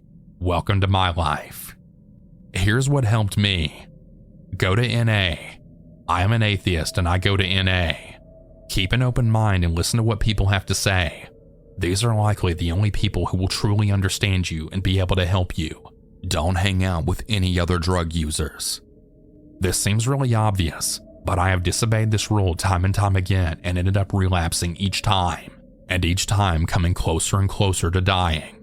Think about the need to go onto a substitution program. If you find yourself using for a period longer than 6 months, methadone/Suboxone may be the best solution to help you resume a normal life and keep that monkey off your back. I have been on Suboxone for 1.5 years. It works if you take it. Feel free to message me if you want to vent or ask questions. I know where you are. I know where you're going. I remember the first time someone shot me up. I didn't think it was possible to even feel that good. And for Pete's sake, if you're using IV, just do it safely. See this, and try and find out if there's a syringe exchange program in your city. There, you should be able to get all the supplies you need for free and anonymously. We have a super excellent program where I live. They will even drive to come meet you. Feel free to write me for any advice or just to talk. Good luck and welcome to the club. Spontaneous H replied back. I just logged back into this account and I can't believe that was 4 months ago. It seems like years. I am very lucky to have a supporting family, but it definitely strained all my relationships and threw my life way off course. I was using and fully addicted for about a month when I went on Suboxone and got cleaned up. That went well for 2 to 3 months. And then I started fucking around with my Suboxone dosage and trying to get my tolerance low so I could get high from it. 2 milligrams or less per day down for 16 to 24. I was IVing my Suboxone daily, discovered the needle exchanges and got pretty obsessed with the active IV use in itself. And after being on low doses of IV Suboxone looking for a high and tasting it again, it was bound to happen. I relapsed and had an odd 6 to 8 weeks of switching back and forth between heroin and buprenorphine, often very rapidly doing tiny gradual doses of Suboxone every 10 minutes, hours after a several-day dope binge. That avoided the precipitated withdrawals associated with going on bub too soon after using opiates, and I found a way to do it without being in withdrawal at all. I went for a week or so sober maybe during that period. It was usually 3 to 4 days of heroin, hydromorphone, and or fentanyl IV, then 3 to 4 days of getting back on Suboxone and feeling depressed and shitty with minor withdrawal symptoms. Just sweats, depression, and loss of energy, then starting the process all over again. It was too easy to cheat because I could use all the opiates I wanted, then get right back on Suboxone without experiencing any major discomfort. Last week I stopped and got back on a high bub dosage of 24 milligrams a day. I'm pretty confident I'm done with dope. I'm lucky I didn't fuck myself over completely with that relapse, and I needed to stop before I really did some serious damage to my life. I'm lucky I only lost cash, some trust, and time. I don't want to think about how much I spent, but too much. Maybe a couple grand. I just know it could have been much worse. I'm lucky to be alive. I was IVing a lot of fentanyl, and that shit is playing with fire. I would extract 5 milligrams from a patch and prep a measured solution that I could IV. I got up to IVing 1,000 micrograms at a time, up to 15 milligrams in a several-hour period, sometimes combined with a bundle or two of high-quality diacetylmorphine HCl on some occasions, and people have OD'd and died from much less. I would do it alone, and I would have a shot of Narcan ready to inject into my thigh if I felt I was on the verge of ODing, which luckily never happened. I also had powdered Suboxone and tablets at easy access to also stop a potential overdose. Buprenorphine is a good thing for people to keep around who don't have naloxone. It works and will throw someone out of an OD and into precipitated withdrawal pretty quick. You're definitely right that Suboxone works when you take it, and I learned the hard way why they prescribe overly high doses. It is definitely for my own good to take more than I need and not get cravings or even be able to get high for several days if I was determined to. So on to this next chapter with my life and dealing with addiction. I hope I will never touch any opiate or opioid again other than buprenorphine for maintenance. Spontaneous followed this up with a few more posts, continuing their story and detailing their new road to recovery from this terrible, life-changing addiction to heroin. Monday, October 25th, 2010. Now a year later, Spontaneous H writes this. I am a patient in a psychiatric hospital. I was also technically dead last week. Ask me anything.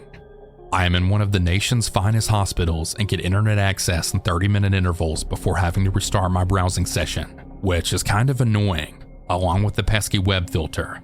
I will be very grateful if anyone can help me get around it. All proxies I have tried are blocked. If you are reading this and know me, you probably already know who I am. Ask me anything. I can't believe it has been over a year since I discovered heroin and did the AMAs on here after first trying it, and several months later. Time flies when you're an addict. Then, just 2 days later, Spontaneous H made another post. I am a heroin/opioid/multi-substance addict with bipolar disorder headed to rehab tomorrow because I didn't listen to Reddit. I OD'd 1 week ago and am in a psych hospital. New AMA. Tomorrow I leave the psychiatric unit to go to a substance abuse unit for a couple of weeks before heading to a long-term residential rehab program. I was technically dead from a fentanyl overdose last week and was revived with multiple shots of Narcan. If I was found 10 minutes later, I would have been dead for good according to EMS. Reddit warned me I would become an addict when I did an AMA a little over a year ago after first trying heroin. Needless to say, I didn't listen and am paying the consequences. Whether or not it would have made a difference is questionable, considering my personality. A staggering number of bipolar people become addicts. This is my third extremely close encounter with death from drugs in the last year. This is my third chance at life, and I don't know if I will get any more. AMA. Edit. I get transferred to the rehab unit in like an hour, which is open door and has a lot of freedom, and is even nicer than this unit. Yay! After so much struggle, Spontaneous H was finally on the right track. The plan now was to get clean, which was top priority. But their story isn't just over quite yet. Sunday, January 8th, 2017, 7 years later, Spontaneous H returned with another update. Spontaneous H 7 years later. Update for anyone who stumbles upon this account in the future. I don't know if anyone here remembers me, but you can look through my submissions history and get an idea. It's not pretty, and will take you through a journey of my first time trying heroin to my life quickly falling apart. So take that as a warning. It's graphic. I was totally out of my mind, and you may not want to read it depending on where you're at. This is the first time I have logged into this account in a couple of years, and I had a bunch of PMs and people occasionally mention this account in various places on Reddit. So I'll post a quick update here for anyone who stumbles upon this in the future. I'm now almost 6 years clean from all drugs and alcohol, and life is good. It's too difficult for me to go back and even read most of what I originally wrote 7 years ago. Maybe one day I will be able to. I don't even remember what I said in the first post, but I know I can look back objectively and say that things probably weren't as good and normal before I tried heroin that time as I made it seem in that first post. There were certainly warning signs before that with alcohol, weed, and other things that I had issues with substances, although I probably couldn't admit it to myself at the time. I would have never tried it if things were truly going well for me. What followed in the later posts with where it took me was very real. Thanks for everyone who has reached out over the years.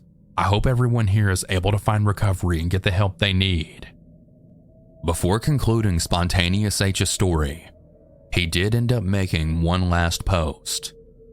Friday, September 24th, 2021. It's been a while. This is not an AMA or anything exciting really. I saw a disturbing and sad post about an opioid OD on r/public freakout and was reminded to try to log in and check this. I guess it has been over 3 years since I checked this or posted anything. I find this Reddit account pretty overwhelming. I'm just posting to let people know that I am still alive, clean, and doing well. Thanks to everyone who's reached out in messages, checking in over the past few years, and sorry if I can't get back to you. And with that, that's the end of Spontaneous H's story, at least as far as we know. As you can already imagine, many of the Redditors that have followed this journey were all very happy and proud of them for getting clean, and well, simply still being alive to give updates on their journey. While the road to recovery is a hard one to complete, Spontaneous H did it, and fortunately, after much turmoil, came out on the other side.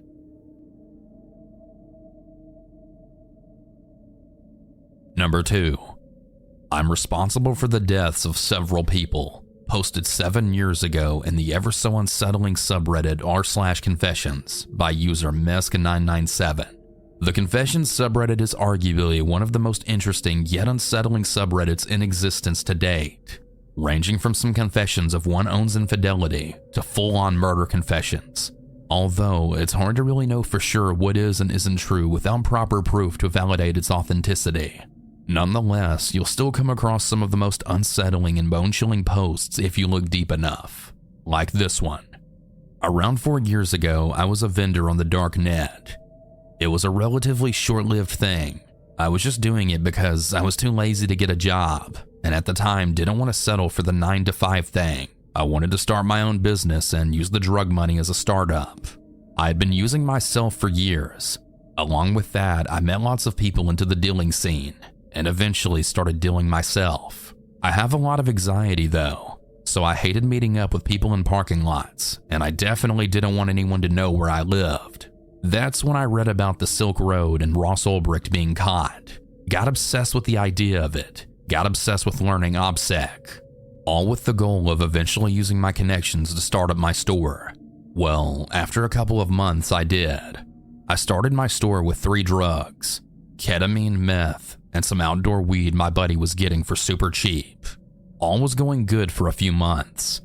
Had a couple thousand get stolen in an exit scam, but I had about $25,000 saved at that point, so it didn't ruin my life like a few vendors I knew of.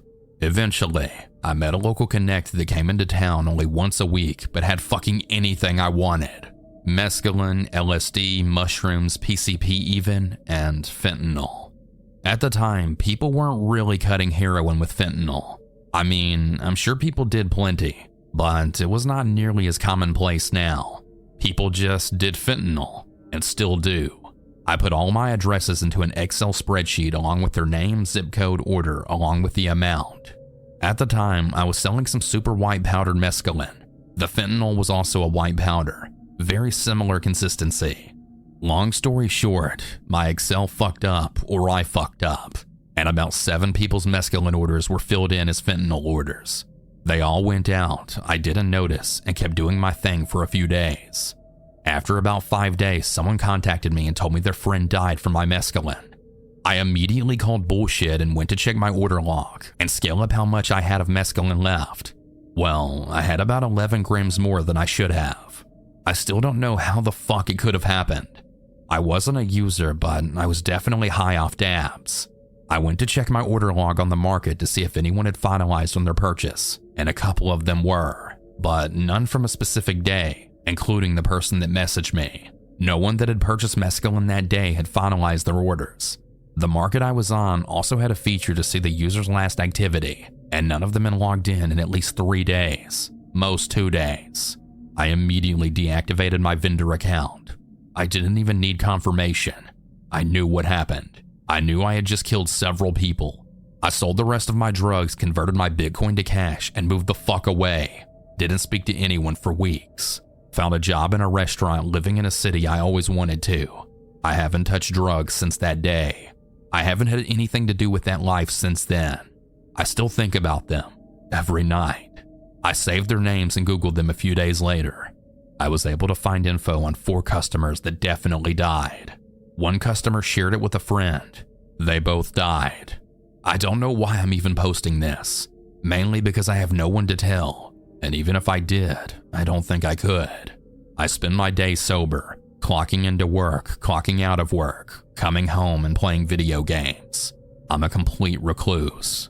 People I used to know have distanced themselves immensely, and I know it's because I'm a shell of my former self. I can't help it. Could I even tell a therapist about this? I don't feel like I deserve to be alive. Am I really living anyway? I don't even know anymore. Maybe this will help me feel better.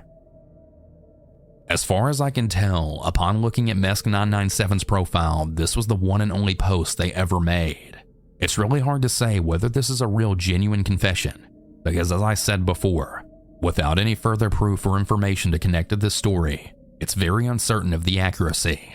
However, it is still one of the most chilling posts I have come across on the r/confession subreddit. As you can probably imagine though, the feedback from the other Redditors was of course mixed, with some feeling grateful, even going as far as claiming it may have even saved their own life and prevented them from making similar mistakes. One Reddit user had this to say: "This post scared the shit out of me.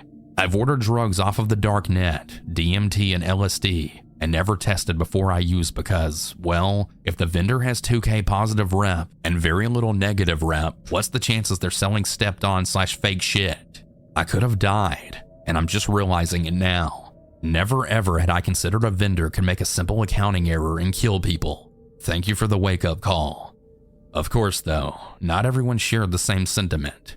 A Redditor with a completely different point of view had this to say: "I usually like how supportive the Reddit community is, but this post takes that a bit too far. There are a lot of people supportive of OP in the comments, but not nearly enough urging him to turn himself into the police. You admitted you dealt because you were too lazy to get an actual job, messed up, and got several people killed. There's a risk buying drugs no matter the source, and the people that bought from you must have known that, but that doesn't change the fact that you are to blame for their deaths. It was your error. You suggest you felt remorse, but you still sold off the rest of your product and ran away, and it sounds like you got away with it completely free. As someone else here in the comments too far down said, remorse without action is meaningless. On top of all this, you have the gall to complain about your boring 9 to 5, coming home to play video games, when that is the life most normal people live, and it's rich complaining about your quality of life when you took several others away from them. I feel bad for you, and you clearly need to speak to someone to help with the guilt, but if you really do regret what happened, you should turn yourself into the police. There is reason for you to be arrested, and it might bring some closure to the families and friends of the people who died. Hopefully through the system you'll get the help you need. You definitely should not continue to live off any of the drug money you might still have." One can only hope that Mesk997 changed their ways and moved on from this dark and brutal path. But unfortunately, with no further updates on their account, that brings us to the end of this disturbing and tragic confession. Number 3. I had to basically sift through this individual's whole account and post to really get all the information I could, so please bear with me. A man who went by the username Worthless319 had made a series of posts about their desire to reach true enlightenment. Only the lengths they were willing to go are far more disturbing than you could ever possibly imagine, resulting in irreparable damage that could never be undone. You see, Worthless319 truly believed that in order to reach enlightenment, he had to do something drastic. He had to suffer. What type of suffering, you may ask? Self-mutilation of his own penis. Yeah, you heard that right.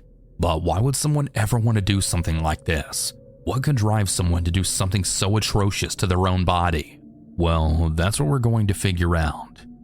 Let's begin with his first post. Fear of suffering / bringing an awareness into suffering. The innate truths behind the universe have been revealed to me. I have severely self-mutilated to near death in the past, and I was awful at dealing with the pain. I couldn't remotely bring a non-judgmental awareness into it. Sitting on the edge of eternity, I see pure suffering, as awful as it gets once my life is over. It is my path to enlightenment, no different from Christ's. But I'm scared. I can't function anymore. I am so afraid of what comes after for me. Saying me is an odd thing though. Mere suffering exists, no sufferer is found. The deeds are, but no doer of the deeds is there. Nibbana is, but not the man that enters it. The path is, but no traveler on it is seen. I've read Be Here Now about 25 times front to back. Near the end, it depicts Christ and it says, "This trip requires total suffering, but it's got to be suffering that is no suffering." It also says, "You've got to go to the whole suffering trip, but you can't be the guy who is suffering." I understand this means the physical body and ego will die, but how can one manage to suffer without suffering? I'm so caught up on this, I can't step over the line into the infinite. Now, let's dissect this. He mentions in the beginning that he's actually already harmed himself in the past with self-mutilation, but that he couldn't withstand the physical pain brought upon him nor tell anyone about this, which explains why he's turned to Reddit for counsel. He also mentions reading the book, Be Here Now, 25 times from front to back. Be Here Now is a book written by Ram Dass in 1971. Just to give a brief overview, Be Here Now is a book that covers spirituality, philosophy, and practical guidance. In this book, there is actually a quote about suffering, but I believe Worthless 319 took this in a literal sense and less in a spiritual sense, which is what I believe Ram Dass meant at the time of writing this. The quote goes like this: "This trip requires total suffering. It's got to be suffering that is no suffering. You've got to go the whole trip. You can't be the guy who is suffering." So, this is a bit confusing, but to my understanding and according to the other Redditors more familiar with Ram Dass and his literature, he was referring to embracing the suffering and pain that we will all endure at some point in our lives. But he didn't mean physical suffering, he meant spiritually or emotionally. We're all going to go through something traumatic. We're all going to feel grief. Ram Dass believed you had to embrace that suffering, but Worthless 319 took this way too literally. Now, when sifting through his posts, as you can see, many of his posts were either too graphic and deleted by the subreddit's moderators, or deleted by himself even. Due to the erratic nature of his posts, we're going to skip ahead a bit. In this next one, titled, How to Proceed When You Only Seem to Fail, he goes on to explain the disturbing and grotesque aftermath by following through with his ultimate plan to reach enlightenment. Greetings. I am in the most intense part of the awakening process that is possible. First, I circumcised myself, ended up at the ER. Next, I shot my penis 4 times with a revolver and consumed it after cooking it slightly on a frying pan. I called an ambulance on myself after freaking out and ended up at the ER. During that process, I blew apart my left testicle and they removed it since it was beyond repair. Finally, after many months of agonizing depression, I got the courage to sever my remaining testicle, ending up at the ER again. All I have done is follow God's will to crucify myself, but I always seem to fail. I cannot for the love of God make it past the obstacles given to me. Now God has come to me through my intuition, calling me to sever more of my penis. When I look at what's left, it's about 1 centimeter worth of skin bulging out with an empty scrotum attached, and it's baffling that I'm supposed to sever more of it. At this point, I'm basically carving a hole into my body. I am in the darkest times of my life as Earth nears the end times war, and I have no idea what to do or where to turn. I am so afraid of the pain and blood of doing this all over again, thinking once would be enough. Love and regards, Worthless 319. And with that, Worthless 319 did exactly what he set out to do, and there was no turning back now. Redditors of this post were understandably all very deeply disturbed. As this one Redditor says, I have no idea how to respond to someone that blew their testicles off multiple times. With Worthless 319 responding back with, the second time I cut my scrotum open and severed it. When I shot my penis, the testicle blowing apart was an accident. With another user weighing in as well. How do you stand the pain? Does the thought of it not make you cringe? Worthless responded back with, I just had to be in the now. Honestly, I could barely stand the pain, which is why I feel like I failed the creator and have mutilated myself more than once and still feel compelled to. I cringe mostly at the thought of having to further mutilate my already non-existent penis. What I've done in the past does no longer disturb me. The user replied, I wonder why you don't see the perception of pain as something is wrong here. God doesn't want me to do this. The same reason Jesus didn't. Worthless made several posts, only getting more and more disturbing. It appeared Worthless was planning to take this to the next level, a point of no return. How to surpass the feelings of inadequacy/self-hate. I've been given tasks by God/the Creator that I've barely been able to overcome. I have one task left to do. All of them have included self-mutilation. I have reason to believe the universe is crucifying me. I'm having so much trouble with my final task. All of the pain from the past puts me at a roadblock. I am afraid of it. I can't move on. Deep down, I know I am enough for God at this moment, in the now with no thought of past or future. But I can't overcome my ego to perform this final act of sacrifice. What can I do daily to think higher of myself and love myself? Most of the time, I hope I don't wake up when I go to sleep. The increase in worldly chaos is a direct link to the dream I live, one of fear and not one of love. Regards. Worthless319 made several more disturbing posts over the course of their time on Reddit, but the context was mostly all the same, from asking for advice to sharing more disturbing details about his self-mutilation. Here are some of the titles of his disturbing posts. Advice on banding penis stump. Would you die for God? Maintaining peace when self-mutilating. And then, the most unsettling of them all. Can you commit suicide by severing your penis? Worthless319 made several more posts after this, of course. He mentioned several times feeling like he's failing God and looking for a drug to depersonalize himself, looking for a way to escape his own personal hell that he's created for himself. Then, he made one final post under his Reddit account. A photo of his dog on the subreddit r/all, and that was the last time anyone heard from Worthless319. It's hard to say for sure, of course, but it's pretty clear Worthless319 was heavily suffering mentally. Going through so much turmoil like that, anyone can see that he desperately needed help. Unfortunately and tragically, the likelihood that he took his own life after so much suffering, well, I think it's pretty high. If you or anyone you know is suffering with their own mental health, please seek help. Your life is worth living. Call 988 to reach the Suicide and Crisis Lifeline.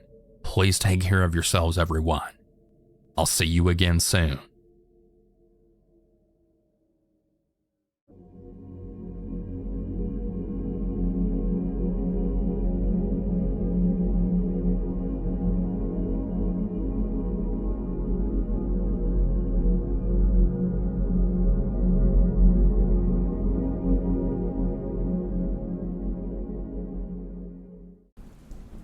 I've been working as a police officer in San Diego, California for more than 15 years. More specifically, I was a police canine holder. There were some rough moments on the job, but one made me see how excruciating it really is. On March 3rd, 2022, at approximately 12:38 p.m., the San Diego Police Department, where I was working, received a request for urgent cover from the Sheriff's Department at a residence not far from where we were. The request was that a woman had been given paperwork after receiving several eviction notices. When the deputies tried to talk with the woman and tried to give her the paperwork, they saw a big knife in her hand. She was uncooperative and slammed her front door shut, then barricaded it. That's when I, along with the whole police department, was called for backup.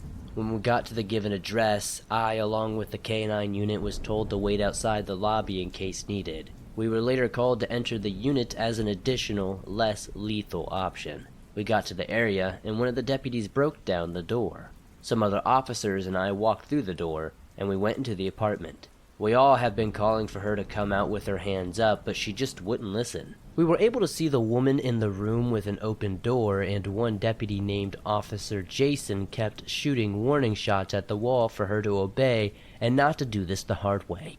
Right in an instant, we saw the woman charging at us with a knife. We were backing up and out into the hallway, and Jason just kept trying to shoot her, but he was missing. When this didn't work, the woman swung the knife at us, which happened to land on my chest for a second or two, and then it was taken out. This prompted one of the other officers to shoot the woman with gunfire. She was struck at least once, and then she immediately was dead at the scene. I could barely move now. I was in a lot of pain. I screamed out that I got stabbed, but it seemed like no one acknowledged me just yet. Then, around 5 seconds later, an officer asked if anyone was hurt, and I yelled out that I had been stabbed once again. I was immediately rushed to the hospital, and I knew I wasn't going to die. I was fortunate enough to get treated for my stab wounds, and not too long after, I was released from the medical center. I soon found out that the woman who stabbed me and was shot and killed was 47-year-old woman named Yan Lee. She had been receiving many eviction notices, but she kept refusing to accept them. She also apparently threatened one of the maintenance workers with a knife the previous day before she died. I was able to move on from this incident, but I will never forget the feeling of having so much pain in my body.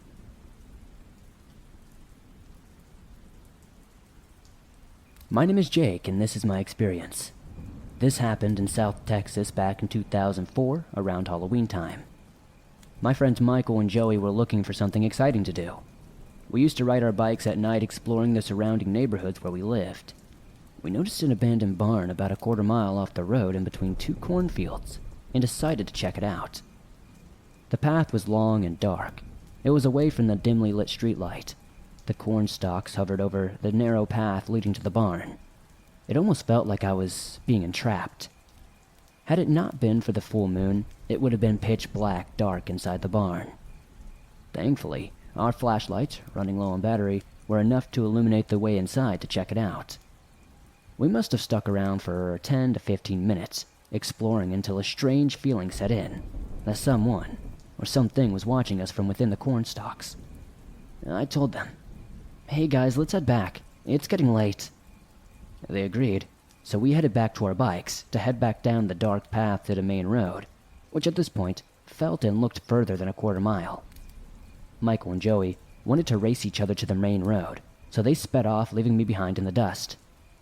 As they sped off ahead, I slowly started biking towards them, when suddenly I noticed corn stalks start to move heading toward my direction. This frightened me, so I picked up the pace, pedaling faster, and as I did, I noticed the dark figure started moving faster, parallel to me. I shouted, "Hey guys, hold up!" The noise of the tires speeding over the gravel drowned out my shout though. My friends couldn't really hear me or make out what I was saying. I tensed up, because I could feel this object was going to tackle me off my bike at any moment. It was hard to get a good glimpse of it without breaking my focus on pedaling fast, straight forward towards the main streetlight. But I could tell this thing was taller than myself, and I was around 5 foot plus at the time. At this point, my friends had reached the main road under the streetlight. I kept thinking I just need to reach the streetlight. My heart was pounding out of my chest as I finally reached the light. The dark figure stopped a few feet before the light and completely ceased to move. I biked past my friends, and they immediately followed as they noticed the terrified look on my face. Once we got more into an area with neighborhoods and light, we slowed down. I shared with them the frightening experience, and they were left in silence, not sure what to make of it. We never did go back to that area at night. I had no interest in ever going back, period. I don't know what that thing was. It definitely wasn't a human. But it was very reminiscent of that Jeepers Creepers thing that I used to see in those movies. If anybody has any idea what could have been stalking us that night, please, let me know in the comments.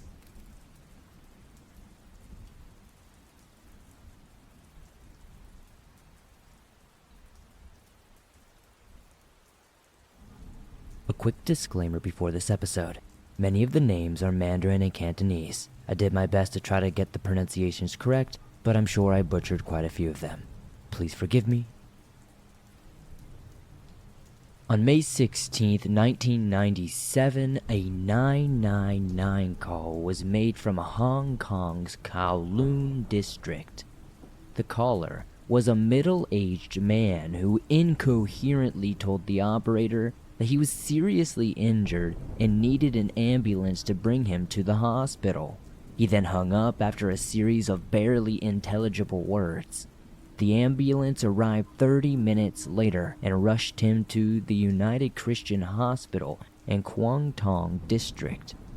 At the hospital, the man was delirious and unable to explain where his injuries came from or even the injuries at all, just that he was injured.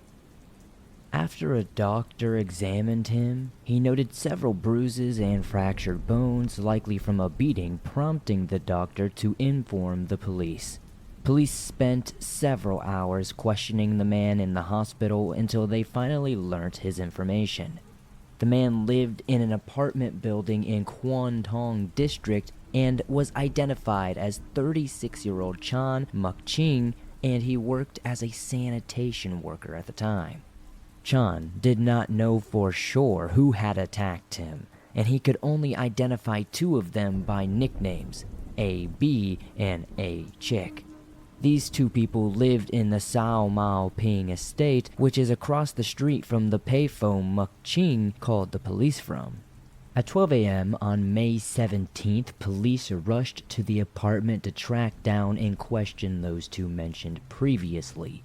Now, while the one known as A. Chick was nowhere to be found, they did find and were able to arrest A. B., whose real name was Shi Jian, a 16-year-old student. Several accomplices were also detained. The police only made the arrest to question them over Muk Ching's beating, but all those questioned seemed to have a different idea and confessed to something much more, horrifying. All of those arrested were under the age of 18, and yet in spite that they were all gang members and identified themselves as something called triads. In my research for this story, I did have to do a little bit of digging into what the triads were. Now, I've heard the name thrown around, I've seen some movies with them mentioned, but I never really knew what it was. And unlike something like the Yakuza, the triads have a bit more of an overtly political origin, meaning that instead of just being, say, organized crime or something along the mafia, these groups have more higher ambitions, if you will. The oldest and leader, A. Chick, whose true identity was 17-year-old Hu Chi Y, who, like Muk Ching, was employed as a cleaner. Hu Chi also had a record, as in 1996 he was sentenced to 1 year imprisonment for a petty assault. He also frequently rallied up others to quote-unquote go to war and fight and beat up other teen gangs. Most of them also had records for other petty crimes, and the police found reason to visit Sao Mao Ping several times before this case. Muk Ching was attacked by the gang as while on shift working and cleaning in the area, he would attempt to persuade others to leave the gangs and continue their education to try and better their futures. Hu Chi Y saw this as a problem, but violence wasn't his first choice. He would start by trying to intimidate him and in other times using his female friend to try and seduce Muk Ching in hopes that this would motivate him to stop. Hu Chi would also set small fires in the area to further intimidate him, but Muk Ching never gave up. And even more aggravating, his words were actually reaching other gang members. Most notably, 15-year-old Luk Chi Y seemed genuinely eager to change his ways and leave the crime world behind. He only seemed to be in the gang for the relationships with others and was always reluctant to get involved in criminal activity. Instead, he would prefer to stay back with Muk Ching and help him with his cleaning work and duties.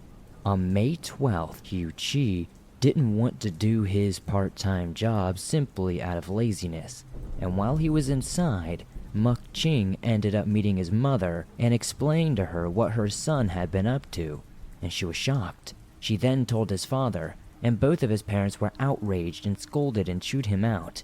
Hu Chi paid them no mind until later that afternoon. Once they left, he gathered up a bunch of friends. He found Muk Ching on his shift, and then they rushed towards him. They spent 2 hours beating him. Once this was over, Luk Chi found out what happened and rushed toward him after everyone left to tend to his wounds, and even tried encouraging him to contact the police. 2 days later, on May 14th, Hu Chi heard of this encounter. They were all angered at Luk Chi's actions, and thus sought to make him pay for his quote-unquote backbone. At 9 p.m., he was lured into the exact apartment of Sao Mao Ping where the other members stayed.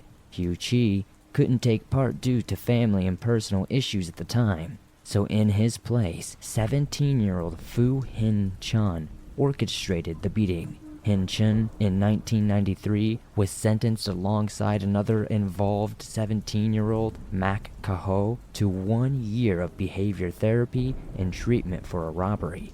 Others involved were 14-year-old Zhu Jiong, 16-year-old N Ming Chung, who was also in a 1993 conviction for theft, 14-year-old Ron Kit Yi, 16-year-old Chan Tak Ming, who had also had a 1995 conviction for his involvement in a street fight, 14-year-old Li Pi, 14-year-old Wong Kam Po, and 14-year-old Zhu Zhan Chen Keng Go were all involved. There were several other names as well, but to save me and everybody listening to this video, I'm not going to try to say everybody's names.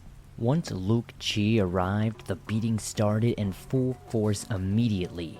They attacked him with their hands and feet before escalating to folding chairs like WWE. Once Hugh Chi was done and his family issues, he had returned home, and once he saw that the beating was still going on half an hour later, he joined in on the beating. Luke Chi was getting beat with a plastic pipe at the time. They continued for 3 hours until Luke Chi finally passed away from his injuries. All those involved suddenly became scared and fearful, as despite their lengthy list of crimes, this was the first time they had ever murdered someone. Some wanted to call the police themselves and turn in themselves, while others suggested finding a black market doctor to see if they could resuscitate Luke Chi. Hugh Chi and Hin Chun calmed everyone down, and eventually they settled on carrying the body to an abandoned building while others went out to purchase gasoline. Another member of the group suggested disposing of the body in the mountainous areas to be scavenged by wild animals or a landfill to go undiscovered. Acting under Hin Chun's orders, they removed the now burnt clothes from the body and tied it up with bed sheets and wires. Afterwards, Hugh Chi and Chan Tak went out to talk and look for a cart to use to transport the body. But coincidentally, a police patrol happening in the area stopped them. During this time, according to Muk Ching, they were seriously injured and hiding in his home, too afraid to go to the police due to Luke Chi being nowhere to be seen and the rest of the gang threatening him.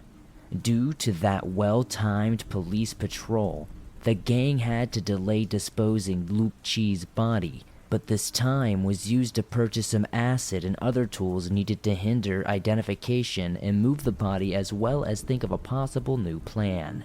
In the moment, they placed the corpse into a cardboard box, which they then sealed shut with tape. They put a bunch of items and belongings into the box so it would look like they were disposing of garbage. They lifted the box into a cart and began moving it towards the apartment's garbage disposal room. The specific block of the apartment they picked was due to be demolished soon, and most of the residents had already moved out, so they figured the body would still be undiscovered, as well as what they did to it. Once they arrived, Hin Chun had others act as lookouts and pretend to carry furniture on the off chance that someone else came by. They then poured acid and gasoline onto his body before setting it on fire. Afterwards, they waited outside for 2 hours or more until the fire naturally burnt itself out. Once that had finally happened, they stuffed the body back into the box and waited for a garbage truck to come and carry it off to the landfill, which is what eventually happened. The next day, on May 16th, was when Muk Ching called the police, which ended up leading to this murder being exposed. Some members of the gang on that same day had felt guilty and went to their other non-gang member friends who they knew to try and confess and turn themselves in, but nobody would believe them and thought that they were just trying to build up some reputation by telling a fake story.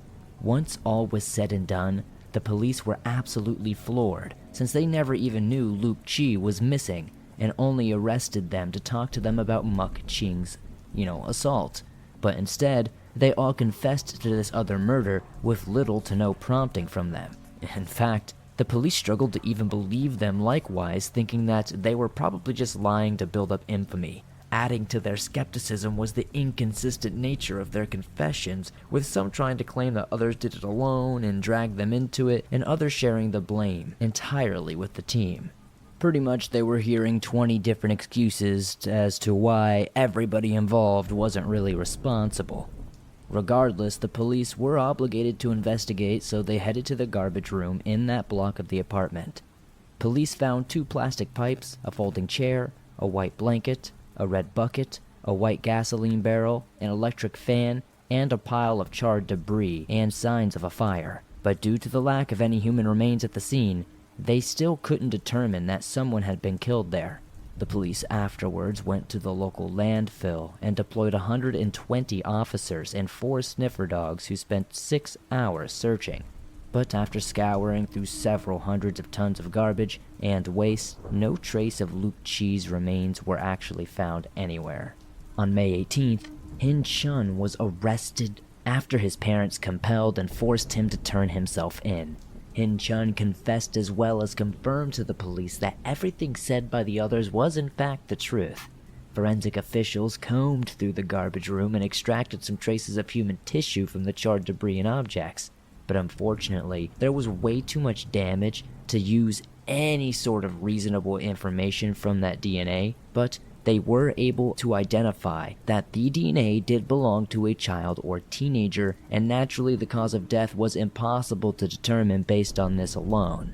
This was enough evidence for the police to know that a murder had taken place, and on May 20th, every single one of those teenagers were charged with the murder of Luke Chi, despite his body remaining missing. The trial for this case proved to be very challenging. Due to the lack of a body and contradicting confessions from everybody, and also many of them later recanting those confessions, it made it really hard for the police to figure out who was the leader and what blame belonged where. Now, Shi Jian was granted immunity to murder charges as long as he offered testimony against everybody he was friends with in that group who participated in this murder. Muk Ching was also not able to testify or do much here because mental issues he suffered from the attack made him unable to testify in court. Somewhere around 9 p.m. on May 14th, Muk Ching was called to come to the apartment via a phone call, wanting to discuss something with him. After entering, Hu Chi and a couple of assailants were all waiting. Within seconds of him entering, Hin Chun and other assailants instantly began to punch him and kick him, forcing him onto the ground, shouting at him to confess and beg them for mercy. Hin Chun then got a folding chair and opened it to place the legs over his head to stop him from moving. Then he grabbed a pair of nunchucks and repeatedly kept hitting him with it, screaming questions at him such as, "Why did you betray us?" But no matter what answer Hin Chun responded with, they just hit him again. Afterwards, Hin Chun was crying out for help when others would pick up his legs, holding him upside down with his head pointed towards the ground, and repeatedly slammed the top of his head against the floor in a move they referred to as a human pile driver, very similar to the Undertaker's finishing move, which he used throughout his illustrious career in the WWE and WWF. If you're not familiar with this, I will show something on screen. Once they were done, he quickly collapsed to the ground, but things weren't over quite yet.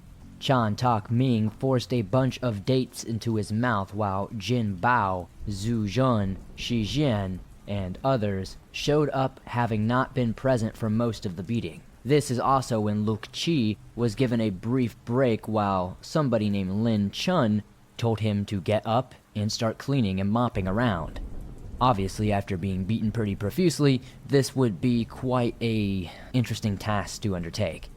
While doing this though, a female, somebody who apparently went to school with the boys, claimed that Luke Chi had humiliated her at school. So, she slapped him, and then another boy hit him with an umbrella to show support. This riled up everyone up again, prompting the whole group to jump in and attack him. Now, the brutality unfortunately did not stop there. Another one of the boys would hit him very hard in the back and neck to force him down to his knees with a wooden stick. He would then put him in front of a statue of Guang Gong to repent. Hu Chi and Chan Tak also repeatedly beat him with their own wooden sticks. While doing this, somebody else was trying to punch him and kick him at the same time. By now, his body was so bruised all over and his feet were starting to bleed, and they just weren't letting up.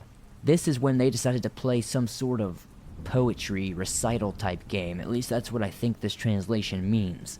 Basically, one of them would be called by their nickname, and then they would repeatedly punch and kick Lai Chuk on their own.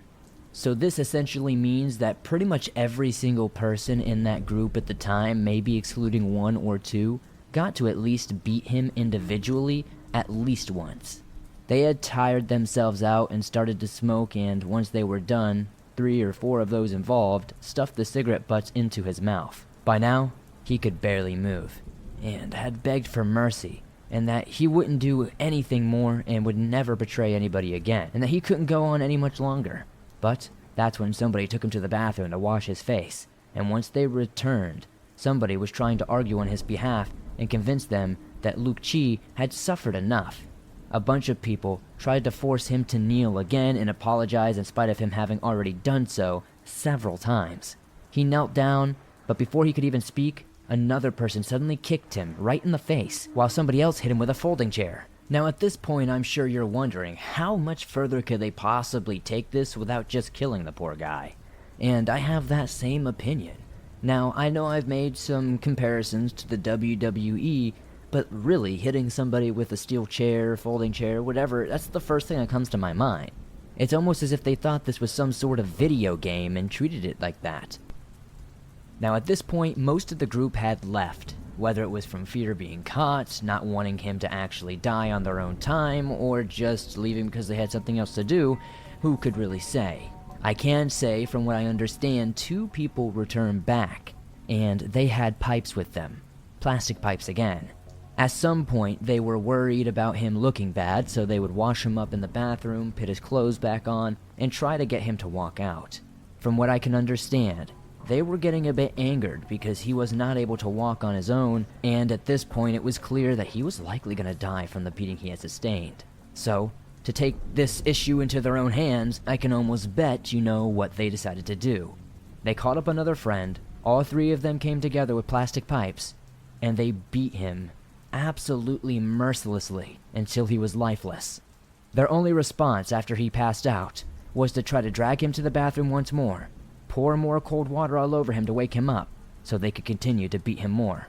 When he passed out, he never woke up again, and this happened at least 2 or 3 times that I know of. They didn't realize that he had died until about 12:30 a.m., where they then proceeded to dispose of his body in the manner described above, where they burned him and then threw him out like garbage. Now, as mentioned earlier in the story, one of the witnesses and people who partook in this, Shi Zijin, had testified with immunity. Once the trial began at the Hong Kong High Court, the main question was how accurate his testimony would be, especially when it came down to who delivered the final blow. The prosecution called upon their own doctor to refute. He argued that the material, length, and hardness of the plastic pipes were not enough to cause fatal wounds, and whatever killed Luke Chi likely happened earlier, and it took him some time to die as a result from it.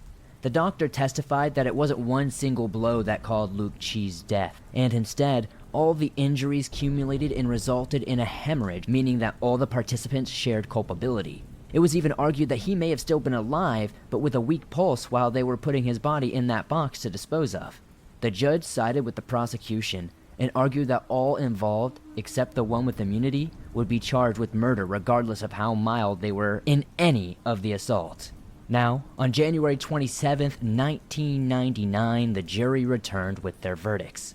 Hugh Chi was found guilty of murder and preventing the burial of a body and was given a life sentence. An appeal court reduced the sentence to 30 years and then later 25. Ma Ka-ho was convicted of the same charges and sentenced to 26 years imprisonment. He appealed his sentence, and in May of 2001, the appeal court convicted him only of assault and preventing the burial of a body and was given a reduced sentence of only 7 years. Ming Chun was given a life sentence, although an appeal reduced it to 25 years. Ruong Kit-ye was convicted of assault and preventing the burial of a body and was given 42 months in prison with time served factored in. Now, there's a bunch more names involved and they all got very similar sentences. None of them really got more than 20 to 30 years, and then most of them appealed down to probably about 15 or less. The sentences were all appealed, like I said, and most of them were accepted because the defense lawyers and presiding judge neglected sentencing guidelines for those who were juvenile at the time of the offense. So, even though they did get some time, I don't think true justice was served here. All have since been released and are now free with the exception of one who committed suicide jumping off a building in December 25th of 2007. To this day, Luke Chi's body has never been discovered, and his disappearance would have likely remained unsolved. if Chan Muk Ching had not gathered the courage to call that 999 call that day.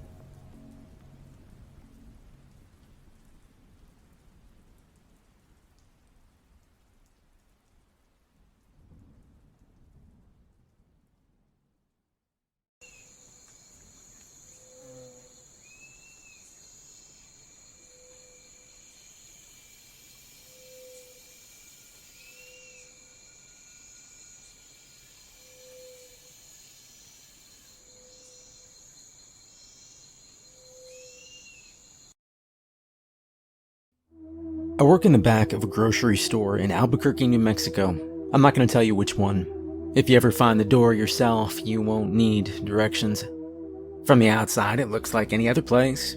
Automatic doors, shelves stocked too tight, freezers that hum louder than they should. You've probably been in one just like it. Everyone has, and that's kind of the point. The part I work on isn't on the floor. It's behind it. Past the swinging double doors where employees go in and out all day without thinking about it. Stockroom area, pallets stacked unevenly, boxes labeled wrong, cleaning supplies shoved into corners. The smell back there is always a mix of cardboard, cold air, and whatever leaked last. There's a hallway at the very back. Most people don't see it. Even employees don't go down there unless they're told to. It's narrow, concrete walls, one flickering light overhead. At the end of it, there's a metal door. No label, no handle on the outside, just a keypad mounted to the wall next to it. And that's where I work. I didn't apply for this job in any normal way. There was no posting, no interview, no paperwork. I got a message through someone I used to work with, a guy who handled cleanup contracts for places that didn't want questions asked. He said there was a job that paid real well. Said I'd be working indoors. Said I'd be alone most of the time. I asked what I'd be cleaning. He told me, "You don't want to know, but you'll figure it out." The first thing they gave me wasn't a uniform or a badge. It was a list. Industrial bleach. Not the stuff you buy in stores, even stronger. Gloves. Thick enough that you don't feel what you're touching. Heavy-duty bags, sealed at the top. A scraper. A second scraper. Smaller, for corners. They were specific about that part. I remember asking why I needed two. They told me, "You'll understand after your first shift." And they weren't wrong. The pay is $10,000 per job. Flat rate. Doesn't matter how long it takes, as long as you come back. That's the part they don't say out loud, but it's understood. You only get paid if you come back. They don't track hours. They don't check in on you. You go in, you do the job, and you come out. If you don't come out, they replace you. That's the system. The door leads to what they call the back rooms. I don't know who named it. I don't know where it came from. All I know is that it exists, and it shouldn't. People fall into it sometimes. Not often, but enough there's a system in place to deal with it. Wrong step, wrong place, wrong moment. You're walking somewhere normal, and suddenly you're not. Most of those people don't come back. Some of them do, but not in a way that helps anyone. And that's where I come in. I don't go down there to explore. I don't go down there to figure anything out. I go down there after something's already happened. After someone made a mistake. After something went wrong. I clean up what's left. Sometimes it's small. A section of carpet that won't come clean no matter how much bleach you use. A trail that leads nowhere. Equipment dropped and never picked back up. You bag it up, you wipe it down, and you follow the arrows back out. Other times it's not small. They don't warn you ahead of time, they just say, bring extra. Extra bleach, extra bags, extra gloves. That's how you know. I don't ask questions anymore. Early on I did try. I asked where the place came from, why the door was there, why it moved. That's another thing. They told me the location changes every 6 years. Same door, different place. Nobody knows why or how. Right now it's here, Albuquerque, New Mexico. Back of a grocery store nobody thinks about twice. Within 6 years it won't be. I asked what happens when it moves. They told me, "You won't be our problem anymore." That was the end of the conversation. Now, the first time I went through the door, I expected something dramatic. Noise, cold air, pressure. Something to tell me I was stepping into a different place. There wasn't anything like that. You open the door, you step through, and you're just there. Walls as far as you can see. The space doesn't make sense. Hallways stretch too long. Turns don't line up right. You can walk in a straight line and end up somewhere you shouldn't be. That's why the arrows matter. You don't question them, you don't try to understand them, you just follow them. Or you don't come back. My first job was simple. That's what they told me, at least. Small cleanup. I didn't know what that meant yet. I brought what they told me to bring: bleach bags, gloves, tools. I found the spot they marked. I did the job. Took less than an hour. And when I came out, I understood why they gave me the list. I also understood why the pay was what it was. I've been doing this long enough now that I don't think about quitting. Not because I like it, I don't. But once you understand how this place works, you start to realize something. Someone has to do it. Because the jobs don't stop. There's always another one waiting. Before my first real shift, they gave me 6 rules. No explanation or discussion, just a list. And they told me to follow them exactly. Rule 1. Always follow the yellow arrows. The arrows are the only thing there that don't change. Everything else does. You'll notice them right away on your first run. Bright yellow spray paint, usually at waist height. Sometimes lower, sometimes higher, depending on the wall. They point down hallways, around corners, through open spaces that don't look like they should connect to anything. There's no pattern to where they show up, but once you see one, you follow it. That's the job. Nobody told me who put them there. Wasn't part of the briefing, and it wasn't on any of the paperwork I never signed. But you can tell they weren't done all at once. Different strokes, thickness, some cleaner than others, different cans, different hands. It's been built up over a long time. Every janitor leaves a few behind.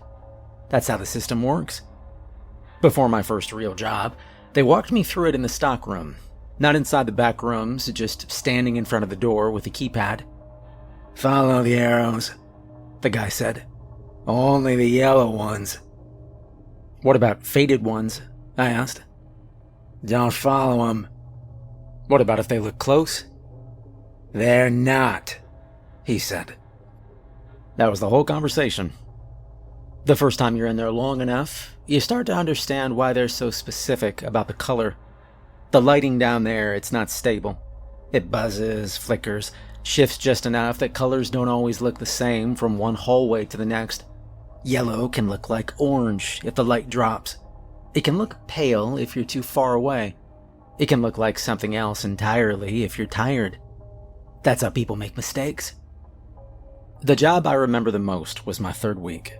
Not the worst one I've had, but the first one where I had to make a decision that actually mattered. They sent me in with a standard load. Bleach, 2 sets of gloves, 4 bags, scraper. Medium job, they said.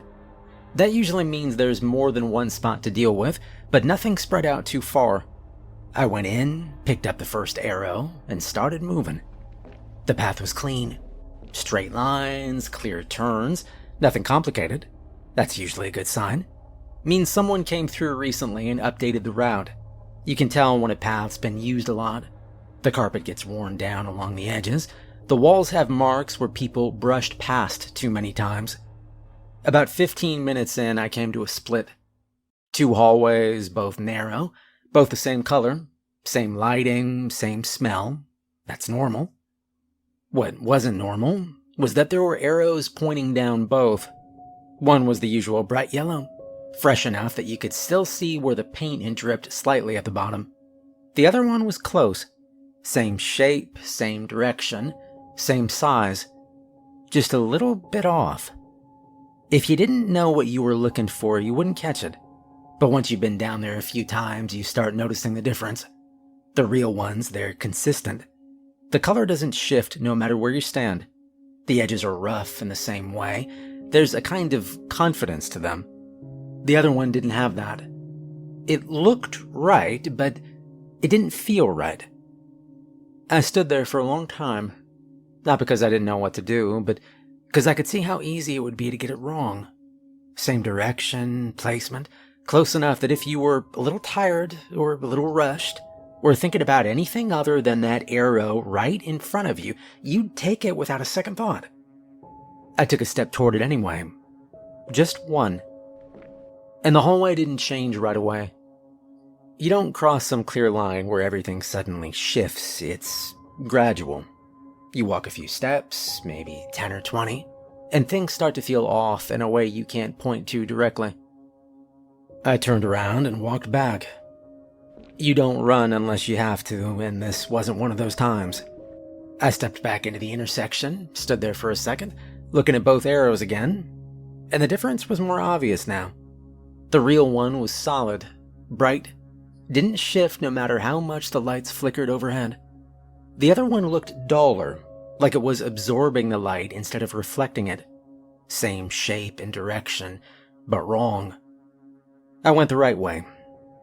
The job site wasn't far after that. Maybe another 5 minutes down the correct path. It was what I expected for a medium job. Not small, not spread out, enough that I used most of what I brought with me. While I was working, I found something near the wall. A bucket. Same kind we have. Same brand, lid cracked open slightly. I walked over and nudged it with my boot before touching it. That's standard.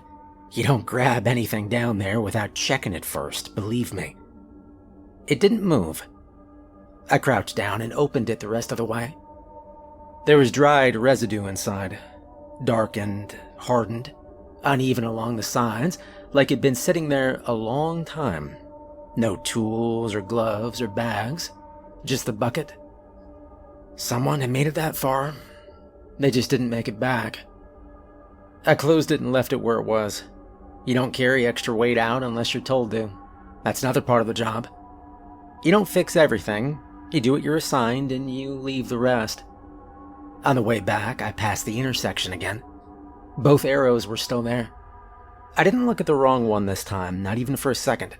I stayed on the correct path and followed it all the way back to the door. When I got out, I told them about it. 2 arrows, I said. Same split. They didn't react much. Which one did you follow? The bright one, I said. He nodded. That was it. No explanation or follow-up, just confirmation I made the right call. After that, I started noticing it more. Not every run, but often enough. Arrows that were almost right. Paths that looked usable if you didn't pay close attention. It's not random, it's consistent in the way it shows up. Like something down there is trying to copy the system. Close enough to trick you, not close enough to save you. Now I don't hesitate.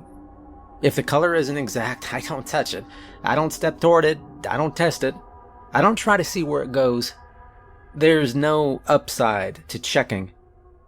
There's only one outcome if you're wrong. You will never come back.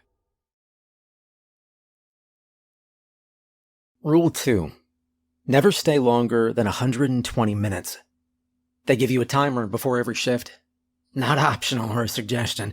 You check it before you go in, you start at the second you cross the door, and you don't argue with it once it's running. 2 hours, 120 minutes. That's the limit. Nobody explains why. The first few runs, you won't feel anything different. You go in, follow the arrows, do the job, come back out. 40 minutes, maybe an hour. Plenty of time left on the clock. Feels manageable. And that's how I get you comfortable. The deeper jobs are where it changes. The ones where they tell you ahead of time to bring extra supplies. Extra bleach and bags, thicker gloves. That usually means you're going further in, following longer routes, spending more time in areas that haven't been touched in a long time. That's when the timer starts to matter. The run where I learned the limit wasn't anything special on paper. Standard assignment, deeper than usual but not flagged as high risk. I brought what they told me to bring and went in like any other shift. The route was longer than most. More turns, fewer straight lines. The arrows were still clear, but they weren't as fresh. Some of them had been painted over older marks. You could see layers underneath if you looked close enough. That usually means the path's been adjusted more than once. I kept moving. By the time I reached the site, I was already over an hour in. I checked the timer before I started. 58 minutes left. Enough time if I didn't waste it. The job itself was spread out. Not one spot, but a series of smaller areas along the same section of hallway. That's worse than a single location. You have to move between them, keep track of what you've already handled, make sure you're not doubling back without realizing it. Well, I worked through it steady. No rushing or shortcuts. You don't get sloppy down there, no matter how much time you think you have. That's how you turn a medium job into something else. When I finished, I checked the timer again. 12 minutes left. And that's where most people make the mistake. They see time on the clock and they think it means they have room to move, room to adjust, maybe take a quicker path back, maybe check something they passed on the way in. I didn't do any of that. I turned and I followed the arrows back exactly the way I came. The first few minutes were normal. Same halls, same turns, same hum from the lights overhead. And then something started to feel off. Not obvious, nothing I could point to right away. Just wrong. I reached a corner I clearly remembered, a left turn marked by a double arrow, one above the other. I took it, walked about 20 steps, and stopped. The hallway in front of me looked familiar. Too familiar. I turned around and looked back. Same corner, same double arrow, same angle on the wall. It shouldn't have been there behind me, not like that. I checked the timer. 7 minutes left. I didn't panic. Not yet. Panic makes you move faster than you should, and speed doesn't help if you're going the wrong way. I stepped back to the corner and I looked at the arrows again. They were right. Same color and placement, no difference I could see. I picked one and followed it. Another hallway, another turn, another stretch that felt like I'd already walked it. The place wasn't changing in front of me. It was changing around me. Subtle shifts, corners repeating, distances stretching just enough that things didn't line up the way they should. I checked the timer again. 4 minutes. And that's when I heard something. It wasn't right behind me. It was off to the side, somewhere parallel to where I was walking. A steady sound, like something moving at the same pace I was. I didn't look for it. That's another part of the job. You don't go looking for what you hear unless you absolutely have to. And most of the time you don't. I kept moving. The arrows were still there. Still bright. Still consistent. That's the only thing that didn't change. I locked onto them and stopped paying attention to everything else around me. The hallway opened up ahead into a wider section. I recognized it immediately. Not because of the shape, but because of the floor. I'd been there earlier. I knew it because I'd cleaned it. There was a section of carpet I'd worked on at the start of the job. It had taken longer than it should have. I remember thinking it didn't come clean the way it was supposed to, not completely. Now I was looking at it again. I checked the timer. 2 minutes. The sound off to the side was still there, closer now. I followed the arrows. One more turn, straight line. Another arrow ahead, brighter than the rest. That's something you learn to recognize. The ones closest to the exit are usually the clearest, repainted more often, maintained better. I moved toward it, and the hallway stretched longer than it should have. But the arrow stayed in place, didn't shift or move, and that's how you know you're on the right path. The sound behind me was getting closer. I reached the last turn and I saw the door. Same as always, metal, no handle on this side, just the outline against the wall where it doesn't quite fit right. I checked the timer one last time. 30 seconds. I crossed through and I shut the door behind me, and the sound stopped immediately. I stood there in the stockroom for a moment without moving. When I finally looked back at the door, it was exactly the way it always is. Closed, sealed, nothing coming through. Too close, kid. Way too close. That's why we give you the timer, a man said. That was it. Well, after that, I always gave myself 15 minutes breathing room for every job. If you screw up and you stay even 1 second too long, you do not get extra time, ever. After 2 hours, the place stops letting you leave. Rule 3. If you enter a room full of mascots, go to a corner and stay completely still. They don't warn you about which rooms you're going to get. There's no map, no list of locations to avoid, no briefing that tells you what kind of space you're walking into. You follow the arrows, you reach the job site, and whatever's there is what you deal with. Some rooms look like everything else. Same walls and carpet and lighting. Others don't. The mascot room is one of the ones that doesn't. The first time I saw it, I wasn't alone. They don't usually send 2 people down unless they expect a larger job, something spread out or heavier than normal. And that's how I met Brian Keller. He'd been working longer than I had. Not by much, but enough that he moved like he knew what he was doing. We didn't talk much. Nobody really does down there. You keep it simple, stick to the path, get to the site, do the job, and leave. Before we went in, they told us to bring extra. Bleach, bags, second set of tools. That usually means the job isn't contained to one spot. It is something much bigger, more to deal with. We went through the door and followed the arrows like usual. The path started normal. Straight halls, clean markings, nothing off. After about 20 minutes, the space started to open up. Wider walls, higher ceiling. That happens sometimes. Not often, but enough that you don't question it right away. Then we hit the entrance. It wasn't a door, just an opening in the wall, wider than the hallway, leading into a room that didn't match anything else down there. The carpet inside looked cleaner. Not new, but not worn down. The lighting was brighter, too. Not flickering or buzzing as much, just steady. There were shapes inside. First it looked like displays. Big figures standing in place, spaced out across the room. Bright colors, familiar outlines. Brian stepped in first. I followed him 2 steps in before I saw them clearly. Mascots. Not costumes or props. Full figures, 8, maybe 10 feet tall. Oversized versions of things you recognize immediately, even if you haven't seen them in years. Mickey, Donald, Goofy. Others behind him, harder to make out at first. They were standing in different positions around the room. Some facing forward, some turned slightly to the side, all of them still. The proportions were wrong. Limbs too long, head slightly too large, even for what they were supposed to be. The faces were stretched. Once you saw it, you couldn't unsee it. But the eyes were the worst part. They weren't black or empty.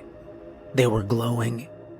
A low, steady red, like something behind them was pushing light through them from the inside. Brian stopped moving. And that's when I remembered the rule. If you enter a room full of mascots, go to a corner and stay completely still. I didn't hesitate. I backed up slowly until the shoulder hit the wall, and then I moved sideways until I reached the nearest corner. I set my bag down without taking my eyes off the room, and I stood there, perfectly still. Brian didn't move right away. He was still looking at him, trying to figure it out. And that's a common mistake. Trying to understand what you're looking at instead of just following the rule. "Brian," I said. "Corner, don't move, man." But he didn't listen. And one of the mascots shifted. It was small at first, a change in posture, like weight moving from one foot to the other. And then another one did it, and another. They weren't completely still anymore. Brian took a step back, and that was enough. One of them moved. It didn't cross the room the way a person would. It didn't run, didn't take steps you could track. It was just there, and then it wasn't. And then it was closer. Brian turned to run, and he didn't make it 3 steps. Something grabbed him from the side. A hand too large to be human. Fingers wrapping around his upper body like it didn't need to try hard. It lifted him off the ground without slowing down. He didn't scream right away. That came a second later, and the sound cut off fast. You know, everything in you tells you to react, to turn, to step back, to do something. But the rule isn't complicated. Doesn't give you options, you just go to a corner and you stay perfectly still. So I kept my eyes forward, not locking onto anything for too long. You don't stare directly either. You track movement without focusing on it. That's something you learn without being told. The room changed. They were all moving now. Not fast, not like the first one. Slow, steady, repositioning, crossing the space in wide arcs, passing through areas where Brian had been standing seconds before. One of them dragged something across the carpet for a short distance, then let go. The mascots moved around the room, circling, adjusting, stopping, starting again. A few passed close to where I was standing, close enough that I could see details I hadn't noticed at the entrance. The stitching along the edges of their faces, the way their mouths were shaped behind the outer layer, teeth where there shouldn't be any. But I didn't react. I didn't even shift my weight. Time stretches in places like that. It could have been a minute, it could have been 10. You don't track it the same way you do outside. You just wait. Eventually the movement slowed. One by one they returned to positions that looked like the ones they started in. Not exactly the same, but close enough that if you hadn't been watching, you'd think nothing had changed. The room went still again. I waited longer. You always wait longer than you think you need to. When I finally moved, I did it the same way I got there. Slow and controlled, no sudden motion. I picked up my bag and I backed toward the entrance very slowly. The arrows were still visible from where I stood, and that's the only thing I needed. I stepped out, found the path, and kept moving. I didn't go back for Brian. There wasn't much to go back to. 2 days later, they sent me back in. Same round and room. Finish it, they said. I brought extra. When I reached the room again, it was empty this time, except for what was left of Brian. I did what I was there to do, and I left the same way I came in. And I haven't seen that room again since. That doesn't mean it's gone, just means it's somewhere else now. The rule isn't complicated. You don't run, you don't test it. You don't try to be faster than something that doesn't move the way you do. You find a corner, you stay still, and you don't move. Brian, well, he moved, and he is very dead now. Rule 4. If the lights turn red, leave immediately. The lights are the one thing you learn to tune out. They're always there. After a few runs, they become background noise. It doesn't happen often. Most shifts, the lights stay the same from the moment you walk in to the moment you come back out, hopefully. But when they change, they don't do it slowly. You don't get a warning. The run where I learned that was standard cleanup. Not deep or shallow, middle distance. They didn't tell me to bring extras, so I didn't. Just the usual gear, bleach, bags, gloves, and tools. The path in was clean. Arrows fresh enough that I didn't have to double check them. The kind of job you expect to finish in under an hour and forget about. The site was a single stretch of hallway. Long, straight, nothing branching off it. That's rare. Most areas down there, they twist or they split, but this one ran in one direction with no interruptions. You could see the end of it if you stood in the right spot. The floor wasn't clean. Not in a way I hadn't seen before, just heavier than usual. Spread out instead of contained. That's worse. It means more time in one place, more passes with the same tools, more chances to lose track of where you are. I set my bag down and started working. I was about halfway through when the lights flickered. That's not unusual, happens sometimes. Quick drop, then they stabilize. I didn't look up right away, I just kept working. And then they flickered again, longer this time. I stopped, looked up. And the lights weren't white anymore. They were red. Every fixture along the hallway had shifted at the same time. Same color and intensity. No flicker now. Just steady red light stretching the length of the corridor. Everything looked different under it. The walls weren't yellow anymore. They were darker, uneven, like the color wasn't holding properly. The floor looked wrong, not just the parts I was working on, but everything. And that's when I dropped what I was doing. You don't finish the job, you don't pack up neatly, you just leave. I grabbed my bag, left the rest where it was, and I moved to the nearest arrow. The path back was the same one I came in on. That's what it looked like. But under that light, it didn't feel the same. The hallway seemed longer, the arrows further apart, the corners sharper than they should have been. You don't stop to check or verify, you just move. Fast enough to get out, not fast enough to lose your footing. I followed the arrows to the first turn, then the second. I heard something behind me. I didn't turn around. You don't turn around unless you have to. That's another thing you learn. Most of the time, looking doesn't help. It just confirms something you already know you didn't want to see. I kept moving. Another turn, another stretch. The arrows were still there, still the same color, still the only thing that didn't change. I followed the arrows. I stepped into the final stretch. Then the door was there, same as always. I crossed through it and shut it behind me. And nothing followed. Everything stopped the second the door sealed. I stood there for a second, breathing, listening to the normal noises on the other side. When I checked my bag, I realized I'd left half the job unfinished. I didn't get paid. The next day, they sent someone else in to finish it. And they didn't come back. Rule 5. If you walk into a grocery store room, hide in the cereal aisle and stay low until it passes.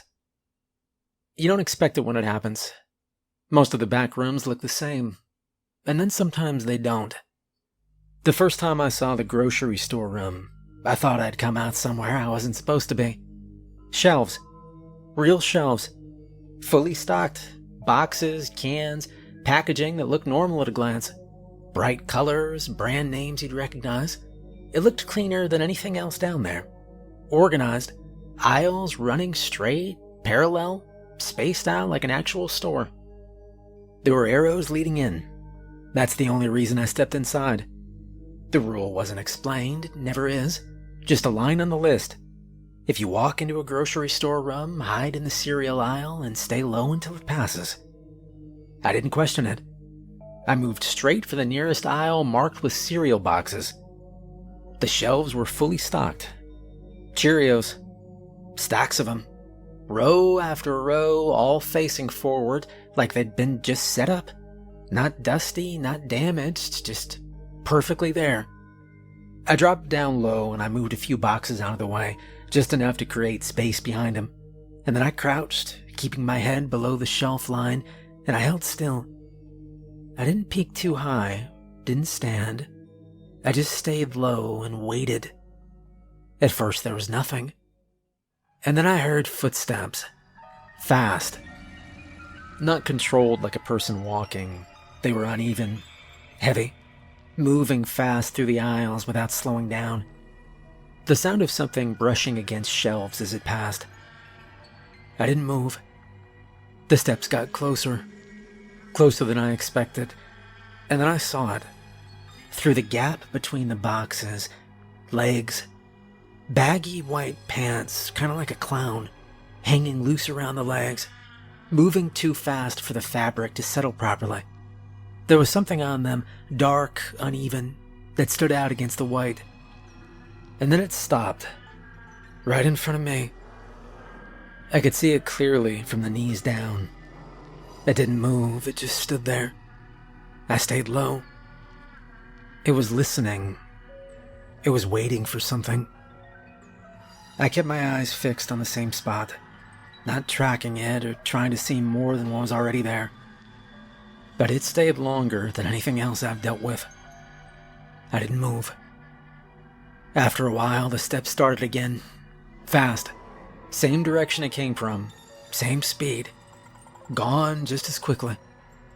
I stayed where I was, counted in my head, gave it more time than I thought I needed.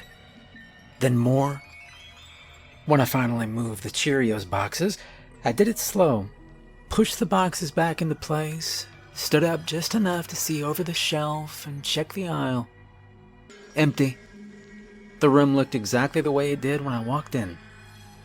I didn't stay. I found the arrows and I left immediately, and I haven't seen that room again. But I remember exactly where the cereal aisle was, and I remember how long it stood there, without moving. Rule 6. Everything in the back rooms is trying to kill you.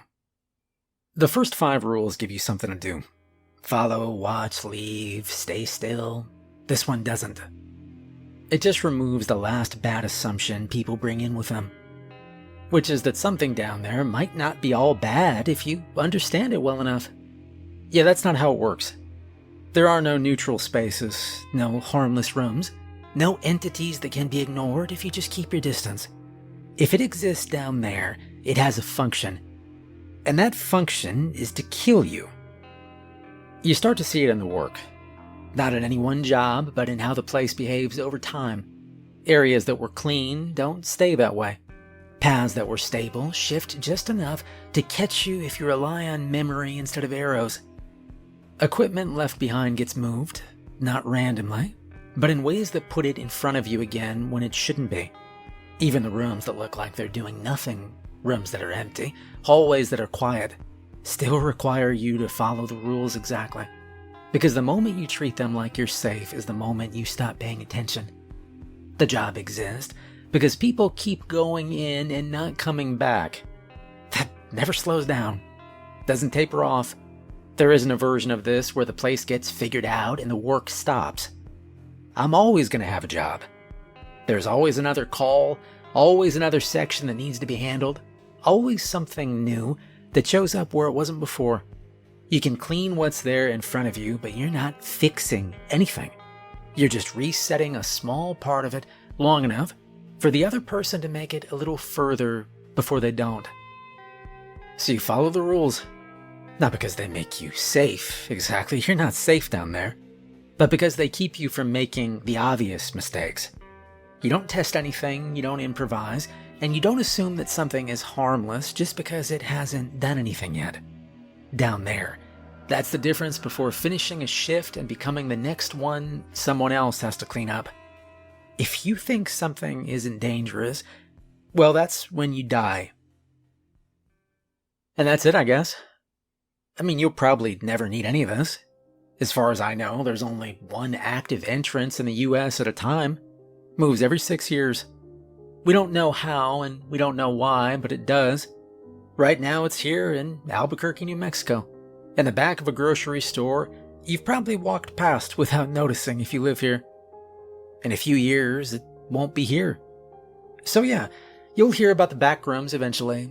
Online, stories, videos, people treating it like a joke or some kind of urban legend.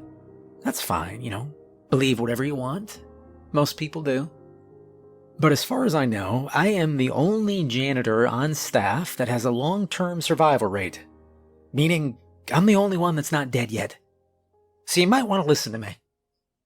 If you do ever come across it, whether it's here or somewhere else when it moves again, don't overthink it. Won't look special. Won't feel important. It'll just be a door where there shouldn't be a door. And a place that seems normal.